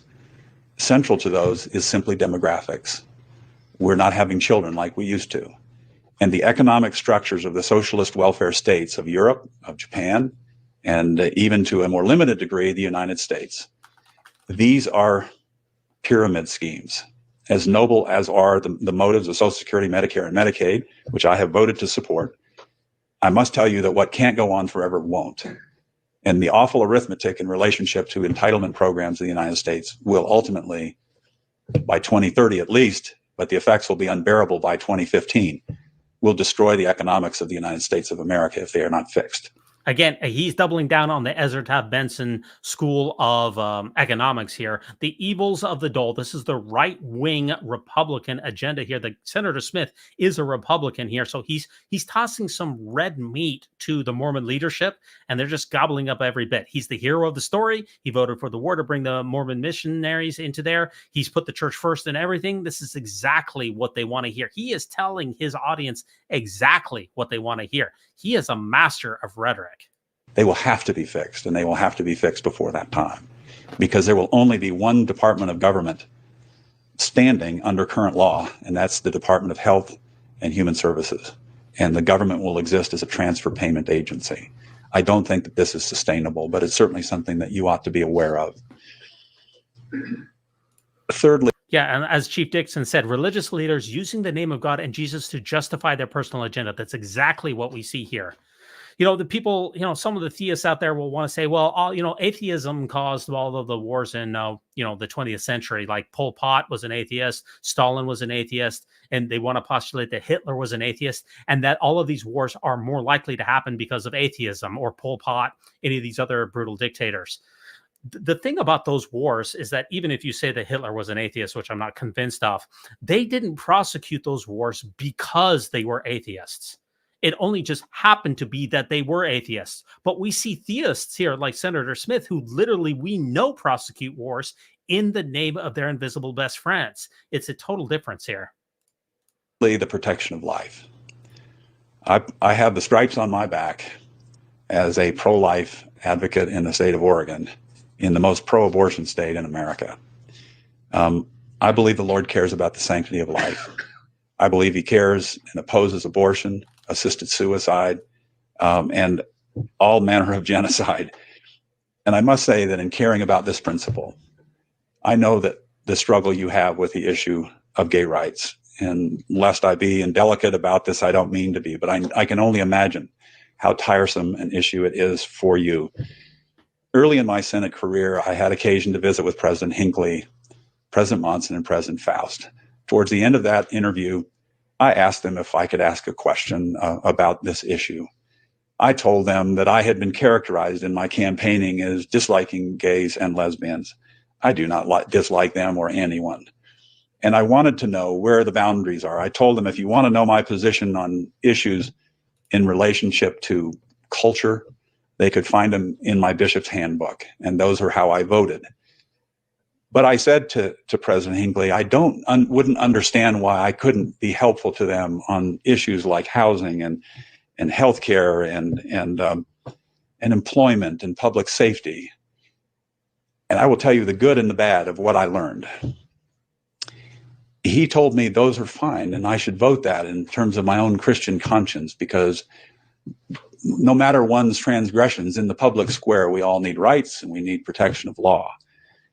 And so I was able to make at least some alliance with the gay and lesbian community, helping them on some issue, but making clear from the beginning that when it came to marriage, I would never be there for them. When it came to Yeah, like Lee said here, it's you brethren, I know how tired it is for you multimillionaires to have to deal with all of this gay stuff. That must be very, very challenging for you. And as Doug Vincent said, he's literally first he said that he's voting with his church membership card rather than his public servant card. And now he said that he just checks everything with the bishop's handbook. So he's literally getting his marching orders from his public relations director directly from church headquarters. And when in doubt, he votes from the bishop's handbook. Absolute stooge of the church. Church broke. To teaching this issue to children, I would always oppose them. That seems sufficient for a time. And this is the negative of helping. You will never please them. You can't win the argument with them because ultimately what they want is the secular sanctification of their relationships in law. The problem with that is that marriage is an ideal that is certainly a commandment, but it is an ideal that teaches the public that there is an enduring value to the foundational organization of a mother and a father and a boy and a girl and a dog and a cat and a house. And when we mix that up and confuse that message, societies that I have observed, particularly in Europe, who change this law, they fundamentally change the incentives in relationship to marrying and building a home. So while I have made friends among the gay and lesbian community, they turned from me when I voted to make it a constitutional amendment to define marriage as one man and one woman. Yeah, this is the familiar doom and gloom that will happen if we legalize same-sex marriage. Well, what has been the result of the legalization of same-sex marriage in the United States? Have we seen a decrease or an increase in the so-called calamities that were going to happen? This was supposed to be legalizing gay marriage from the church's teachings, and this is what Senator Smith here is advocating, was supposed to bring about the end times. It was supposed to lead to the erosion of the fabric of society. It was supposed to lead to lower socioeconomic status. It was supposed to lead to increased crime. It was supposed to blow up our entire civilization. Has any of that happened? Absolutely. I haven't seen any evidence for that. And if you look over at the European societies, which are a generation ahead of us, they have far better metrics on a number of things, including the number of people who have access to medical care, better standards of living, a longer life expectancy, less gun violence. They have many better metrics. I think his argument here is really, really bad, along with the rest of his presentation. I think your audience is the larger American public, not the gay community. The larger American public agrees with you still in majority. Not for long, they won't. The tide was turning here in about 2012, and this is what we saw from Barack Obama. See, when Barack Obama ran in his presidency, he was against civil unions. It was only halfway through his presidency where he started to say the civil unions were okay, and then Joe Biden let the cat out of the bag that Obama finished his term and saying that I'm wanting gay marriage. So yes, Senator Smith is right, but he wouldn't be right for very long. And I believe that ought to be the focus of your words. That there is an enduring value and an importance beyond what society generally understands about marriage. And it's not about consenting adults alone. It's about the rearing and nurture of children. I mean, the idea, again, this is going back to the old church trope that, of course, same-sex marriages can rear children just as easily as opposite-gendered marriages can. The idea here is that children that are raised in same-sex households will have a diminished quality of life, or they will have bad morals or anything like that. But what we found from the data here is that children who are raised in same-sex households, especially lesbian households in particular, have better life outcomes. Everything that Senator Smith here says is just flat out wrong. And the raising of the next generation of Americans. I know it's hard to be called names, to be protested. I've lived with it for 12 years. And I know sometimes it might feel like maybe we ought to turn down the heat, and I think where you can, you should. And there's probably second guessing about the wisdom of the position that the church took in Proposition 8. Oh, you got that right, my friend. The church's position in Proposition 8, even 4 years later, has caused a great deal of controversy. And I think that the church regrets its action in Proposition 8 because it only stemmed the tide for a couple of years as far as the legalization of same-sex in America. And it burned down a lot of bridges. The exodus of the Mormon shrivel in California is the most acute place in the entire world. The church is losing more members there than any. And I had Rob from who runs a very popular podcast there. I forget his last name. He's a therapist. He said that it's really the fallout from Proposition 8 that led to so many people leaving the church in California. Whenever a minority tries to prosecute its whims, its arbitrary whims on the majority, like the church did as outsiders, mostly in California, you're going to burn down a lot of bridges. And it's taken a generation for the church really to lose those members, but they're not coming back in California. I promise you that. But let me tell you, there's always two sides to a political story. There's opposition in all things. And while the members there have taken heat, and maybe our buildings have suffered some, the political world took notice of the church, that when it does stand up and its members deliver, it is a force. And there is an upside to that recognition in the powers that be in the world. I mean, Proposition 8 barely passed through there, Senator Smith. I believe it was within 1 percentage point. Yes, the church was the difference maker for Proposition 8, but they've lost the war a short time thereafter. They have won the battle, but the war, we're on an inevitable decline in the church's influence. The church is becoming very quickly a theocratic, dogmatic theocracy, which is only relevant in the Intermountain West. But at the end of the day, brethren, the issues I focused on are the freedom of conscience, the sanctity of property, and the protection of life, because all of those things bear on God's children and his purposes for them. And that is, in my view, the sum and substance of government's purpose. And that was mine. Now, in democracy, you always get your say, but you don't always get to win. I stand as living evidence of that principle. And I thank God for the privilege I have had in public life. And hopefully we have done some good. Let me close by telling you what I know of the Holy Ghost. I know that God lives. I know that Jesus is the Christ.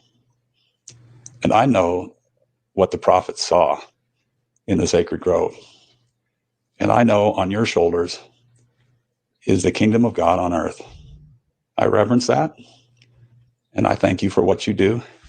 And I bear this in the name of Jesus Christ. Amen. Amen. So even in a mostly secular setting here, which is where we're talking about politics, we're talking about the rights of same-sex marriage, we still got to bear the testimony at the end. Everything comes back to that testimony. And I'll just add what Senator Smith should have said. He should have said, and I know that Joseph Smith married 33 women, and I know that he translated the Book of Mormon with a rock in the hat, and I know that Brigham Young was a virulent racist, and I know that Adam is God, just like Brigham Young said. I just wish he would have added those addendums onto the end of his testimony. It would have made it a lot better. That's just my opinion. You tell me in the comments if I got that wrong. Amen.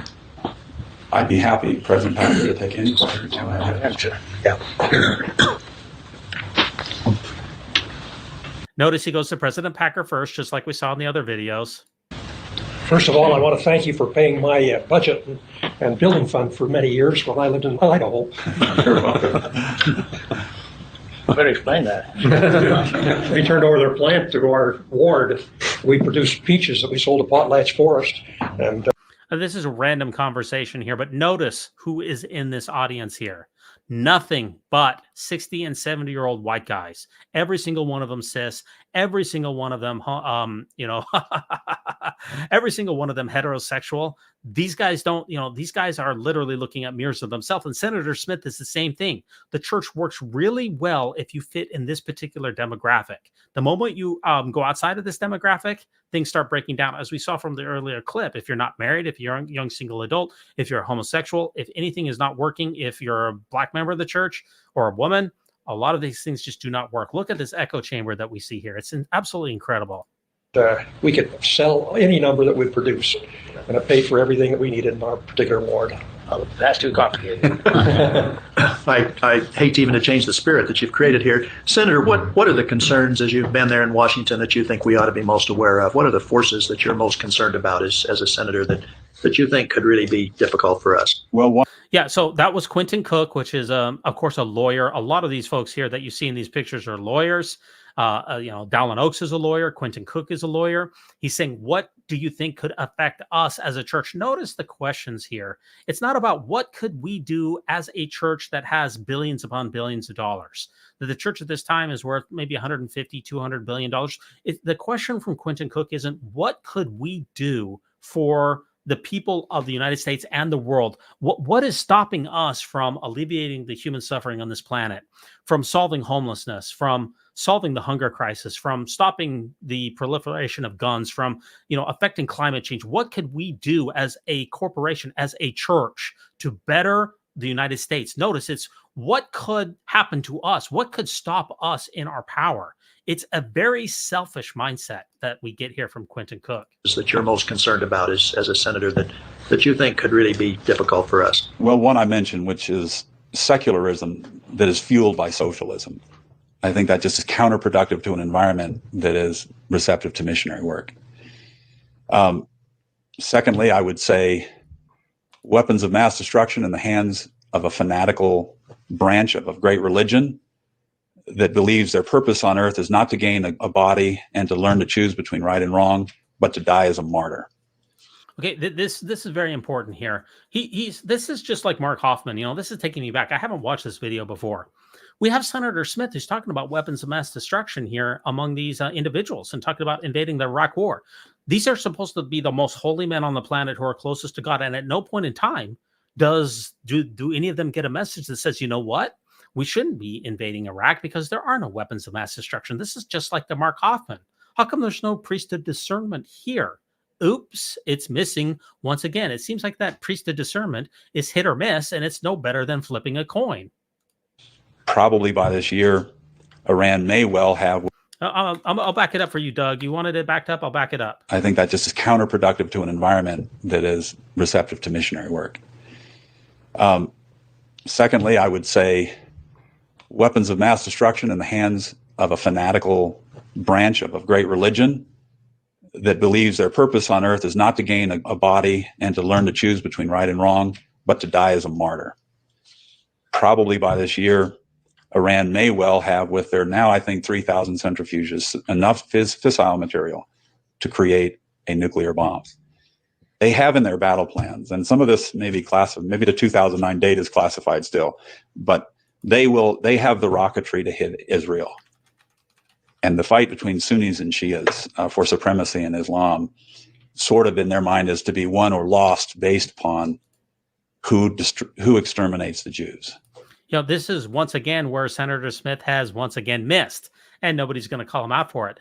He said that Iran at this time would have enough fissile material for a nuclear bomb. Well, they've been saying that for another 10 years. And to my knowledge, I don't think Iran still has enough fissile material, thanks in part to the U.S. counterintelligence and operations that we've done to mess up Iran and to try to stifle it. Under Obama, we had the agreement with Iran that Iran was really going to not produce as much nuclear material as it had, and then Trump threw all that away. I think that was an incredibly bad decision, but he's saying that they're on the brink of a bomb. Well, they weren't on the brink of a bomb. You got that one wrong, Senator Smith. Israel has nuclear weapons, make no mistake about it. And in a conversation, and frankly, a friendship I had with Ariel Sharon, we discussed this issue of Iran and nuclear weapons. And he said, Senator, if the world thinks the Jews are going to burn again, they need to understand we're not going to burn alone. So the formula for Armageddon probably comes out of the Sunni Shia fight as to this race to exterminate the Jews. That's a very real issue. And they don't care about human life and death. They care about martyrdom and supremacy. That's their tragic religious belief. Thirdly, I would say you've got to look at the issue of demographics. The Lord is in charge of economics too, and I think his hand will be there, but there will be great economic turmoil in the days ahead because of demographics. It's simply unsustainable to continue these very politically popular programs with so few workers and so many retirees. And that's just an arithmetic fact. I think other issues that relate to the culture, obviously, Satan knows that if he can attack the principle of life that's central to that is the family, and the family gets devalued if you change the definition of marriage. And so I've already spoken to that. Some other issues that are subsets, every one of us believes in a clean environment and we ought to be more energy efficient. And you spoke about that at the beginning of your meeting with this good professor. My own experience with a radical environmental constituency in Oregon is that environmentalism, as noble as it is to a point, at a point becomes a religion. And it is the worship of the created rather than the worship of the creator. And some of the schemes that relate to climate change, whether accurate or not, ultimately involve economic power. and the redistribution of control of money. And that's, in my own view, what cap and trade means for Washington, D.C. A whole lot of money and a tremendous suppression of disposable income that people in America currently have. So I would watch those. The issue of energy is a tripwire. It would be nice to be able to say that we can burn our groceries and get our gasoline. We have learned, sadly, that you cannot do that effectively or efficiently. The cost of ethanol, for example, is, it approaches and sometimes exceeds, depending on where, $150 a barrel. It doesn't make money. And it uses as much diesel to produce as ethanol that it creates. So we were sold a bill of goods on that. And the other alternatives out there, all of which are good and noble, simply are not cost competitive. So let's say ethanol is $150 a barrel, which it is, at least.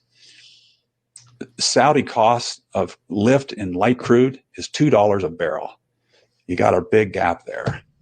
And their ability to damage those kinds of things is they just open up the spigot. But we will reach a point on Earth, a tipping point, where known reserves are simply being exhausted and we're not finding enough replacement. And that tipping point may have already been reached. But at that point, I think energy becomes a spark for tremendous conflict. So you have internal cultural decay in terms of just people's standards. You have economic stresses in terms of entitlements, burdens on government and taxation levels. You have external challenges with terrorism. And then you have obviously the issue of energy, which is enormously fraught with peril as it relates to conflict between nations. Okay, I'll just jump in there for one thing. So it seems like Senator Smith here is really anti-environmentalism. He says that people who want to protect this planet are their own religion, that they're just absolute cult-like fanatics. This is coming from a man who's sworn blood oaths in a temple to a mega corporation. He's now going to lecture and say that environmentalists have their own religion? Come on, Senator Smith, you've got to be kidding me. This goes to a bigger point, though, is that the church and Senator Smith, they don't care about the environment fundamentally. Global warming is not a concern. And why is that? We're in the latter days. Jesus is supposed to be coming back. We don't have to be the good stewards of this earth because it's going to be turned into a celestial orb in the future anyway, so why bother? If you read the holy books in the Bible, at no point in time is the earth going to be overrun until Jesus comes again. So therefore, we don't need to protect it. And capitalism is absolutely number one for Senator Smith. He doesn't want to spend one extra penny on helping the environment. That's why he bemoaned the cap and trade, and he mocked people who were environmentalism by calling them extremists and saying that they're part of a cult. Okay, so don't tell anybody that Senator Smith is his brother's keeper with regards to stopping global warming in its tracks, because he absolutely is not. That's good. Thank you. Senator, what do you see as the future of the Republican Party? And on what basis do you think it could possibly make a comeback? What changes would have to take place? Well, I think we all, as Americans and mostly Americans, I believe in this room, wish President Obama well. I just want to say, notice that this WikiLeaks is right after Obama got put into office. So this is when, in 2012, is when Obama took all three chambers of Congress. He had the House, he had the Senate, and he had the presidency. So the Republican Party just took an absolute beating. And don't forget that this is when Mitt Romney, this was the savior of Mormonism, man. I voted for Mitt Romney. I thought Mitt Romney would have been a great president. It really is. He had the experience. He had the governorship. He had the private business experience. He ran the Olympics. I mean, Mitt Romney was great working across the aisle. He was a Republican in a very democratic state. I really wish Mitt Romney would have been president. That's a subject of a different conversation. But notice the question here is that, Mitt Romney has just been sent packing, and now the Republican Party is on its heels. And the church leadership, notice, they want the Republican Party to come back because that's where they feel the solidarity.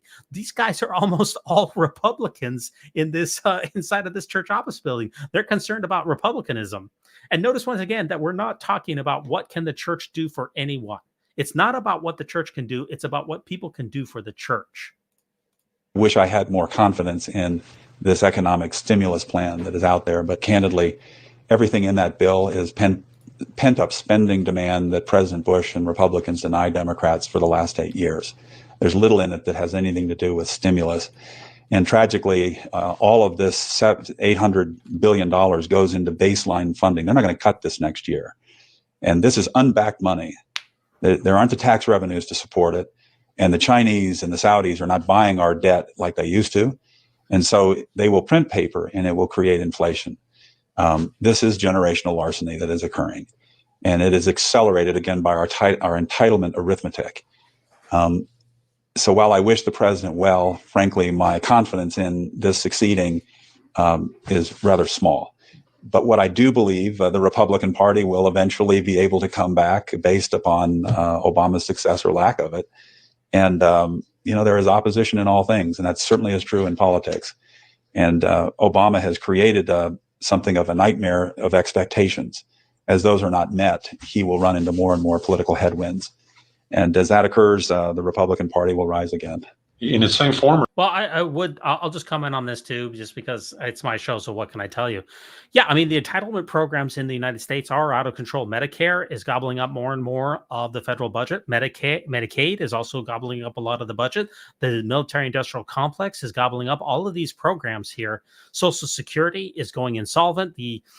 We have a lot of issues here. And what the second George Bush did at the end of his presidency is that he tried to reform some of these things. Remember, he postulated that each person would have an individual Social Security plan that would follow them, that would be sacrosanct to them, and that was going to be bringing back the kind of whittling down the entitlements. But he absolutely failed. There's been no appetite whatsoever in the federal government to try to reform these entitlements. They're absolutely unsustainable. Senator Smith is right. The question is, how can they be stopped, or how can they be reformed in any reasonable way? Because this is the third rail of politics, is to touch entitlements. Nobody wants their grandmother's Social Security check to be cut. Nobody wants grandma to have Medicare and have it not cover her bills. It's a giant problem here that Senator Smith acknowledges. So, I mean, I don't have the answer to these things either. We definitely need entitlement reform in order for our country to be sustainable. It's just a fact. Or will it have to make changes and reforms? Well, both the Democratic and Republican parties are uncomfortable coalitions. The Democrats are labor unions, environmentalists, trial lawyers, and other assorted miscreants. Be that judgmental, I know. The Republican Party are economic types. They are Christian evangelical conservatives. They tend to be culturally conservative people, and so the Republican Party's ability to hold to family values. Well, I'm glad I did. I know I paid a political price for it in a secular state. But I also know that today, if Thomas Jefferson were alive, Thomas Jefferson, who was the founder of the Democratic Party, would register as a Republican, I suspect. Abraham Lincoln, who was the first Republican president, probably would be a Democrat. No one did more to grow central power of government or taxation or pursue protectionism more than Abraham Lincoln. Fortunately, he saved the Union, so we forget all that other stuff. So you will watch parties over time simply change chairs. And there will need to be an opposition, and whatever uncomfortable coalition the Republican Party becomes, I hope it remains centered in family values and low taxation and fiscal conservatism. As appalling a job as we did, I make no excuse. I simply offer the explanation that nothing happens in Washington that 60 senators don't agree to, and we never had 60 senators. So everything that came out was a compromise. And everything that came out of committee as a compromise, my Democratic friends tried to double on the floor so that they could accuse me of cutting budgets for the widows and orphans. Yeah, I'll just say one thing here. He said that the Republican Party, basically, from what I'm getting from Senator Smith, would not be able to come back in power unless they can make coalitions. I wonder how Senator Smith feels about how Donald Trump has made those coalitions, because he's made some very strange bedfellows. Donald Trump has changed the Republican Party in vast, vast ways. Just a couple of years after this this was released, Donald Trump would be running for president. And he definitely, at least he had a brief resurgence of the Republicanism in this country. You know, you could say that it might have been more of a reaction against Hillary Clinton, but since Trump has left office, the Republicans have been trounced in Senate races and in congressional races and in House races and in governorships. You know, Trump was able to bring back Republicanism for a season, but on the way out, he's definitely done the Republican Party absolutely no favors. Even though they were dramatically increased. I would say this, as Elder Ballard and Elder Cook have talked about your challenge in getting a fair shake for the church in the aftermath of Proposition 11. Your friends... I'm sorry, what is Proposition 11? Was that a slip of the tongue? I'm sorry. What is Proposition 11? I think that was a slip of the tongue. I think he meant Proposition 8. And how in the world did the church not get a fair shake in Proposition 8? That makes no sense. The church got everything that it wanted in Proposition 8. You got to be kidding me. Our fair weather friends in the coalition that the church is in. And the Lord tells us in the Doctrine and Covenants we're to be independent of all things under the celestial world. I don't think that doesn't mean you don't need friends. Winston Churchill was right when he said the only thing worse than allies is not having any. And the truth is the Catholics and the evangelicals are allies, but to a point. My experience with Catholic leaders, the cardinals I have met have been without exception men of great integrity, scholarship, and leadership. On the other hand, they lead a church that is, the American Catholic Church is libertarian. They preach to a congregation that doesn't believe what they teach on abortion or on the sanctity of the family. Among the evangelicals that you deal with, and there are exceptions, and I mean no disrespect in speaking to them this way about them, but many, and maybe most, that I have worked with run businesses as described in the Book of Mormon that are priestcraft. These are cults of personality that are in the business of religion, and they use the Latter-day Saints to make money. And so if you expect them to come to your defense, the church's defense in the public square, you'll wait a long time and take a lot of stones in waiting. So my own view is that use them as you can, but as you look to the east where these measures of the family are spreading, you don't need to be as out front as you were in California. I will tell you, as someone with a lot of experience in lawmaking, it's easy to introduce legislation. It's just as easy to kill it.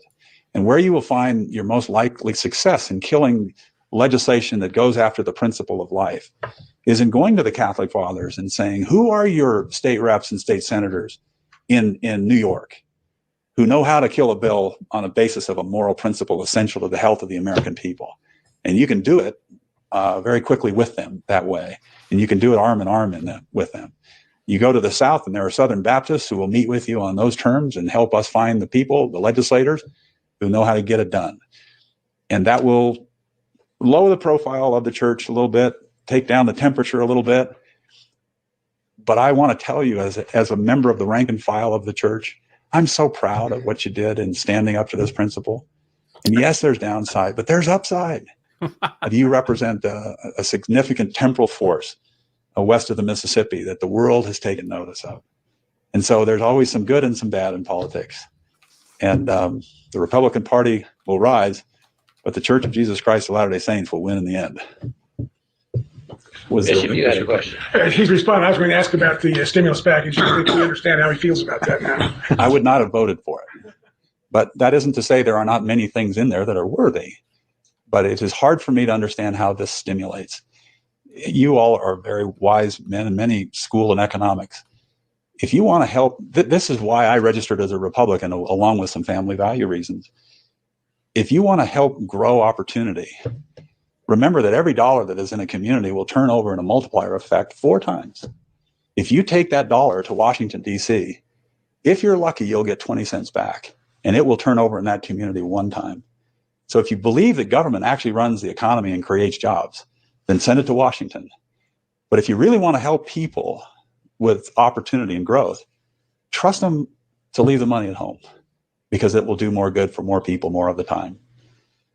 And brethren, and perhaps Claude, I don't mean to take your time, but I would just say, I have great sympathy for the challenge which you have in communicating. I remember feeling a lot of time going from being a bishop of 600 to a senator bishop of 3.5 million people, that I was always communicating. I was always teaching. I was always doing town halls, but nobody seemed to be listening.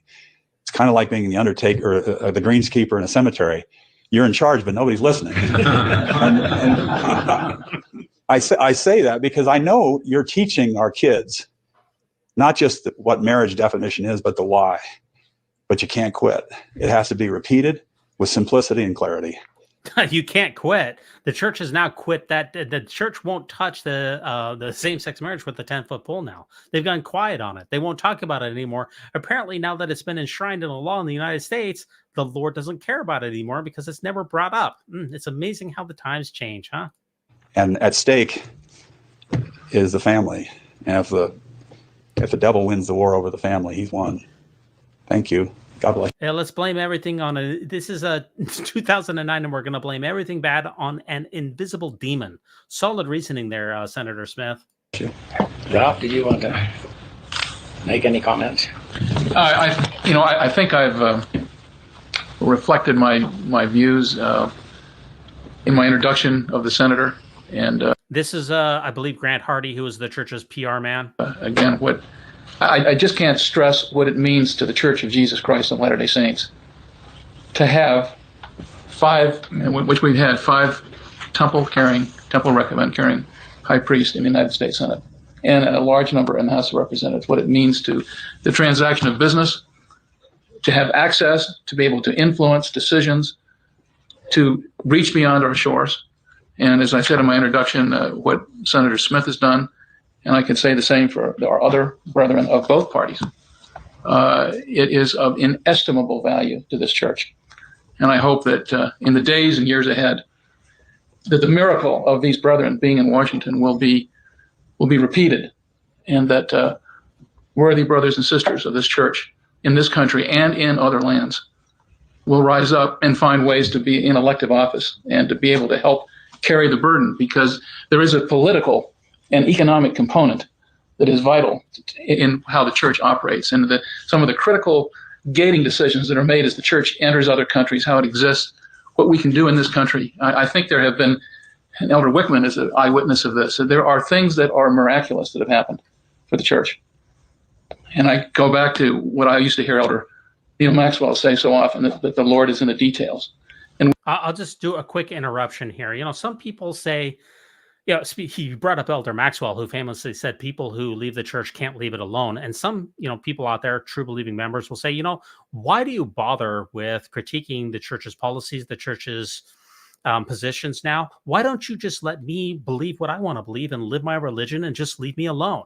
And this video is the perfect example as to why that is a bad idea. The church members and the church leaders are trying to prosecute their ideas. They literally said the word prosecute, including voting for wars in order that the Lord would somehow bring about more Mormonism in the world. We're seeing the church here. The church leaders want to dominate this planet. They said how valuable it is to have these 5 high priests who are senators so that they can do what they want to do. The church is interested in global domination. Don't forget that the end result of the church is a theocracy in which Jesus is at the head, and all the faithful members of the church are his army. They want to bring about that vision of the planet. It's not you live your life, I live mine. No, they want to, as we saw, they spent a great deal of time on homosexuality. They want to define marriage. They want to, have wars that go about. This is all, the church affects everything, especially considering the fact that it is worth $300 billion. This isn't just a small corporation that wants to keep to itself. It's interested in bringing about a new world order. It's important to talk about and understand what the church does in our modern society. We see in the details and in government things happen that otherwise we would never think would happen because of intervention that has taken place. And in this regard, Senator Smith has played a vital role. And so as Dan Vogel said, why doesn't the church stay out of politics? Well, they do stay out of politics in the public eye. But behind the scenes, we know that the church has got senators at its beck and call. The church has lobbyists. The church has lawyers. They are obsessed. The church wants to make sure that it keeps its IRS tax exempt status. That is one of the biggest priorities of the church. And how can a nonprofit like the church lose its IRS tax exempt status? It would be by endorsing political candidates or endorsing political platforms. So the church even recently released new guidelines on how it really wants to stay neutral in the world as far as its public persona. But behind the scenes, the church wants its way in every way possible by filing amicus briefs, suing small towns, paying politicians to the church's law firms, as we saw in Lone Mountain, Nevada, and by having senators at its beck and call. A point I would like to share with you, this experience that was as dramatic as anything I've had as a bishop or as a missionary in New Zealand. Ralph asked me to see if I could get an appointment with the Indian ambassador of the United States, Ambassador Sen. I did, and they come immediately to a senator's office. Ambassador Sen is a very quiet and meek man, a very nice person. And I began the meeting with Ralph's permission, representing the United States in the growing India-U.S. relationship, sharing values like the freedom of conscience, freedom of religious free exercise, was really important to the future between our nations. And then I represented that the church was not being treated fairly in India. And Ambassador Sen said, I know, and I promised. I was with Elder Oaks and I was with President Hinckley, and I promised him I was going to do something. And he said, this is what I think. Just send your Indian converts to India. And I said, well, I don't know how many we have, and that's not a bad idea, but surely we can do better than that. The meeting broke up with him, I think, feeling guilty that he had not delivered on his promise to President Hinckley. He said, let me think on this, and he left my office. This was on a Thursday. On a Friday morning, I was putting my bag in my car to go to Dulles Airport to fly to Oregon. And I heard the phone ring, and Sharon was already in Oregon, and I was no one to answer it. And I got in my car, and I thought, surely it's the staff. I'll call them on the way to the airport. And as clear as you hear my voice, I heard, answer that phone. I got out and answered it. It was Ambassador Sen. He said, I apologize for calling so early in the morning, but I haven't been able to sleep all night. And I've got an idea. You send to me the visas that you need for your missionaries, and I will issue them over my signature, and we'll establish a pattern of dealing that will get around the India bureaucracy. And then he said, how many do you need, Senator? And I said, thinking in my mind, well, we had 200 missionaries in my mission. And I said, we need 200. And there was a pause and a gulp. And he said, okay, send me 200. On the way to the airport, I didn't call my staff. I called Elder Hardy. And I hope you brethren know that Elder Hardy is a lawyer, but I don't know when he ever does any legal work. He works full time for the church. And I said, Ralph, if there's any way you can go to the ambassador's home, he's expecting you, codify this as best we can. I believe we have a mission in India now. Two. It started from that meeting, and this is the way that you ought to use Mike Crapo, the way you ought to use Harry Reid, the way you ought to use Orrin Hatch and Bob Bennett. These are great men. These are great colleagues, and they're dedicated Latter-day Saints. And it was my privilege to respond, not often enough. When he would call, he didn't call enough. But when he did, we saw miracles. We're very grateful to both of you. Have great respect for both of you. We know both of you. And what you do and what you don't, which is equally powerful. So we extend our blessings to you for coming here and blessing us. We've been very instructed and very moved. So we bless you on your way. Thank you. Well, that's about it there, folks. We're going to be wrapping this up shortly. I just want to give a couple last thoughts about Senator Smith. First of all, I want to go back to this point. Senator Smith voted for the Iraq War for the express purpose of breaking down the barriers there so that Mormon missionaries could go into the country. That is an absolutely bankrupt philosophy. That is no way to engage in foreign policy. That is absolutely atrocious. And how many hundreds of thousands of people died in that war? And really, they died for a lie, because as Dan Vogel and others have pointed out, it was the Secretary of State that went before the United Nations saying, who was put up basically by Dick Cheney, who was saying that we have the evidence of Saddam Hussein's weapons of mass destruction. He brought out the uranium and said that we know that he's building bombs. And yeah, if that was true, if Saddam Hussein was on the verge of getting a nuclear weapon, that would be absolutely a deal breaker. And that would really change the calculus. And I can understand how the US government leaders and the world leaders would say that is something that absolutely cannot happen. But it turned out that it was all based on a lie. And so Senator Smith basically doubled down on this lie in order to prosecute his own faith. And that is one of the most bankrupt things that you can possibly do. That is what religion does to a person. It teaches you to abandon critical thinking in favor of just your own presuppositional notions. And Senator Smith has been the lapdog for the church. He said he was church broke and that he literally just looks to the church for every action. He's literally just a pawn. And that's what the brethren really want. They want members of the church who will do the church's bidding, no matter what the collateral damage is. And the collateral damage in the Iraq War was immense. I know, I was there. I know what the damage was. I saw the blood and treasure that we left behind, and it was all based on a lie. Senator Smith should be ashamed of his actions in the Iraq War. I think it's a big difference. I just want to talk a little bit more about this because this really affects me. Some senators voted for the Iraq War because they believed the intelligence that was given to them. And I think that's a big difference. If they were misled by intelligence, I mean, a senator has no ability to gain intelligence about what what's happening in Iraq, independent of what the CIA, NSA, and other intelligence agencies give to them. If they voted for a war because that's what the intelligence told them, I don't have a problem with that. But that's not what happened here. Senator Smith voted for the war so that Mormon elders could be in the streets of Baghdad. That is a morally irresponsible vote and is an absolute joke and is really an abdication of his responsibility as a senator. You swore an oath to support and defend the Constitution of the United States, not to uphold your temple recommend. Your priorities are completely backwards here. And shame on you. And don't forget that Senator Smith in this story, this is the first time I've watched this all the way through.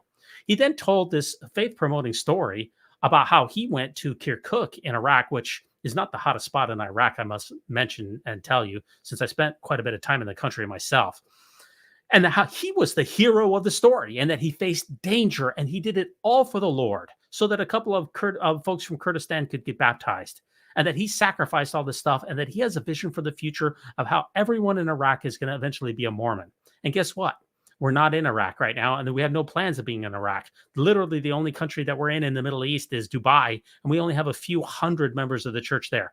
All of the blood, all of the treasure that we spent on that bankrupt war that was fought on a lie, what has that done for the church? It has done nothing for the church. It's done absolutely nothing for the peace in the Middle East either.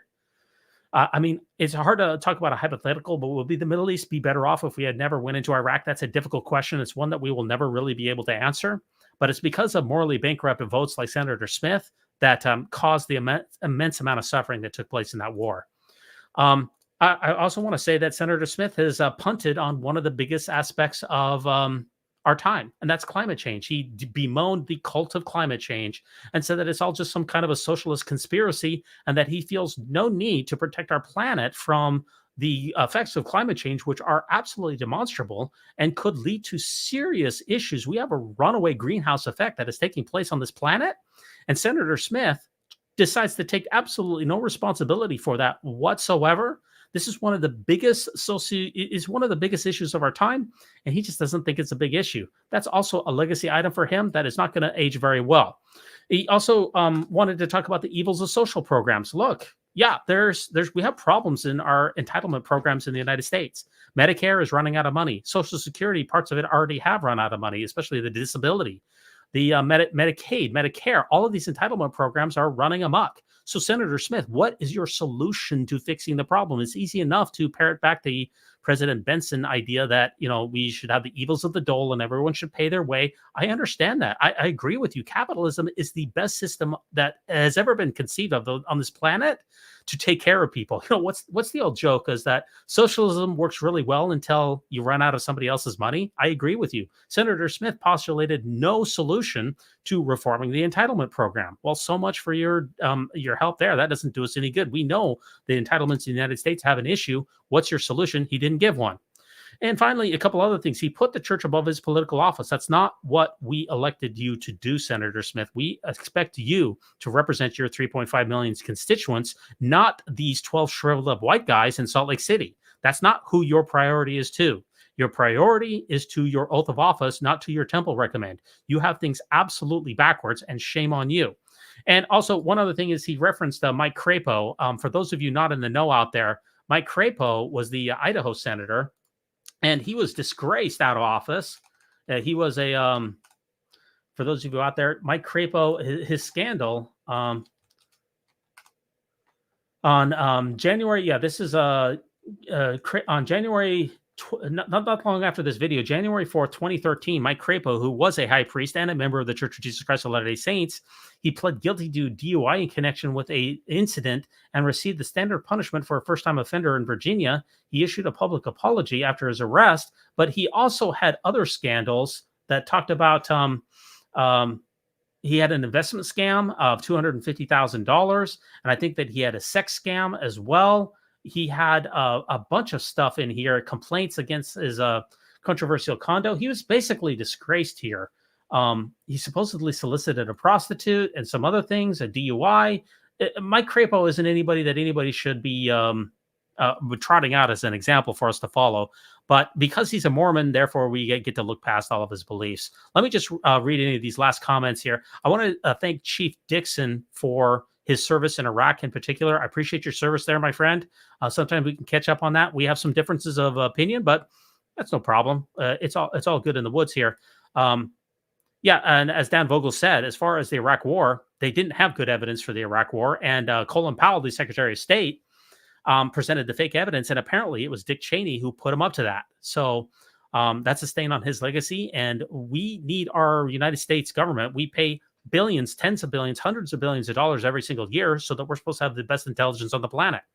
We're supposed to have the CIA, we're supposed to have the NSA, and we're supposed to have all of the Department of Homeland Security and everything else, and they absolutely dropped the ball. And as a result, there was a decade of blood and horror that was rained on the Middle East, and lots of sons and daughters and brothers and sisters who didn't come home and were left on the battlefields, and that's an absolute tragedy.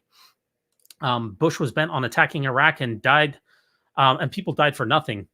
That's the sad reality. Well, I wouldn't say they died for nothing, Dan. What I would say is that they died for a lie. And that's an absolute tragedy. Nobody wants the last thing that they do to be death for a lie. That's unfortunate. And let's see here. Bewitch says $2 trillion of our Social Security funds pissed away for death. Well, and that's the problem. Is Senator Smith here talked about the entitlement programs and how they run amok. What's your solution then, big boy? You didn't give us one. That's the problem. Let's see. The intelligence was weak on its face. Well, Dan, look, a lot of countries, including our allies, including the United Kingdom and a bunch of other countries in Germany and France, they all agreed with our intelligence estimates. And of course, we're the ones who fed them those estimates, but they didn't catch it either. Most of the other countries were in agreement with us that Saddam Hussein either had weapons of mass destruction or was on the verge of it. Unfortunately, the vast majority of the intelligence community got it wrong, and it didn't help to have Dick Cheney breathing down their necks. The Kurds controlled their area really tight. Bush destabilized the Middle East, and that's the sad reality. Also, Obama destabilized the Middle East as well, especially when Obama went into Libya.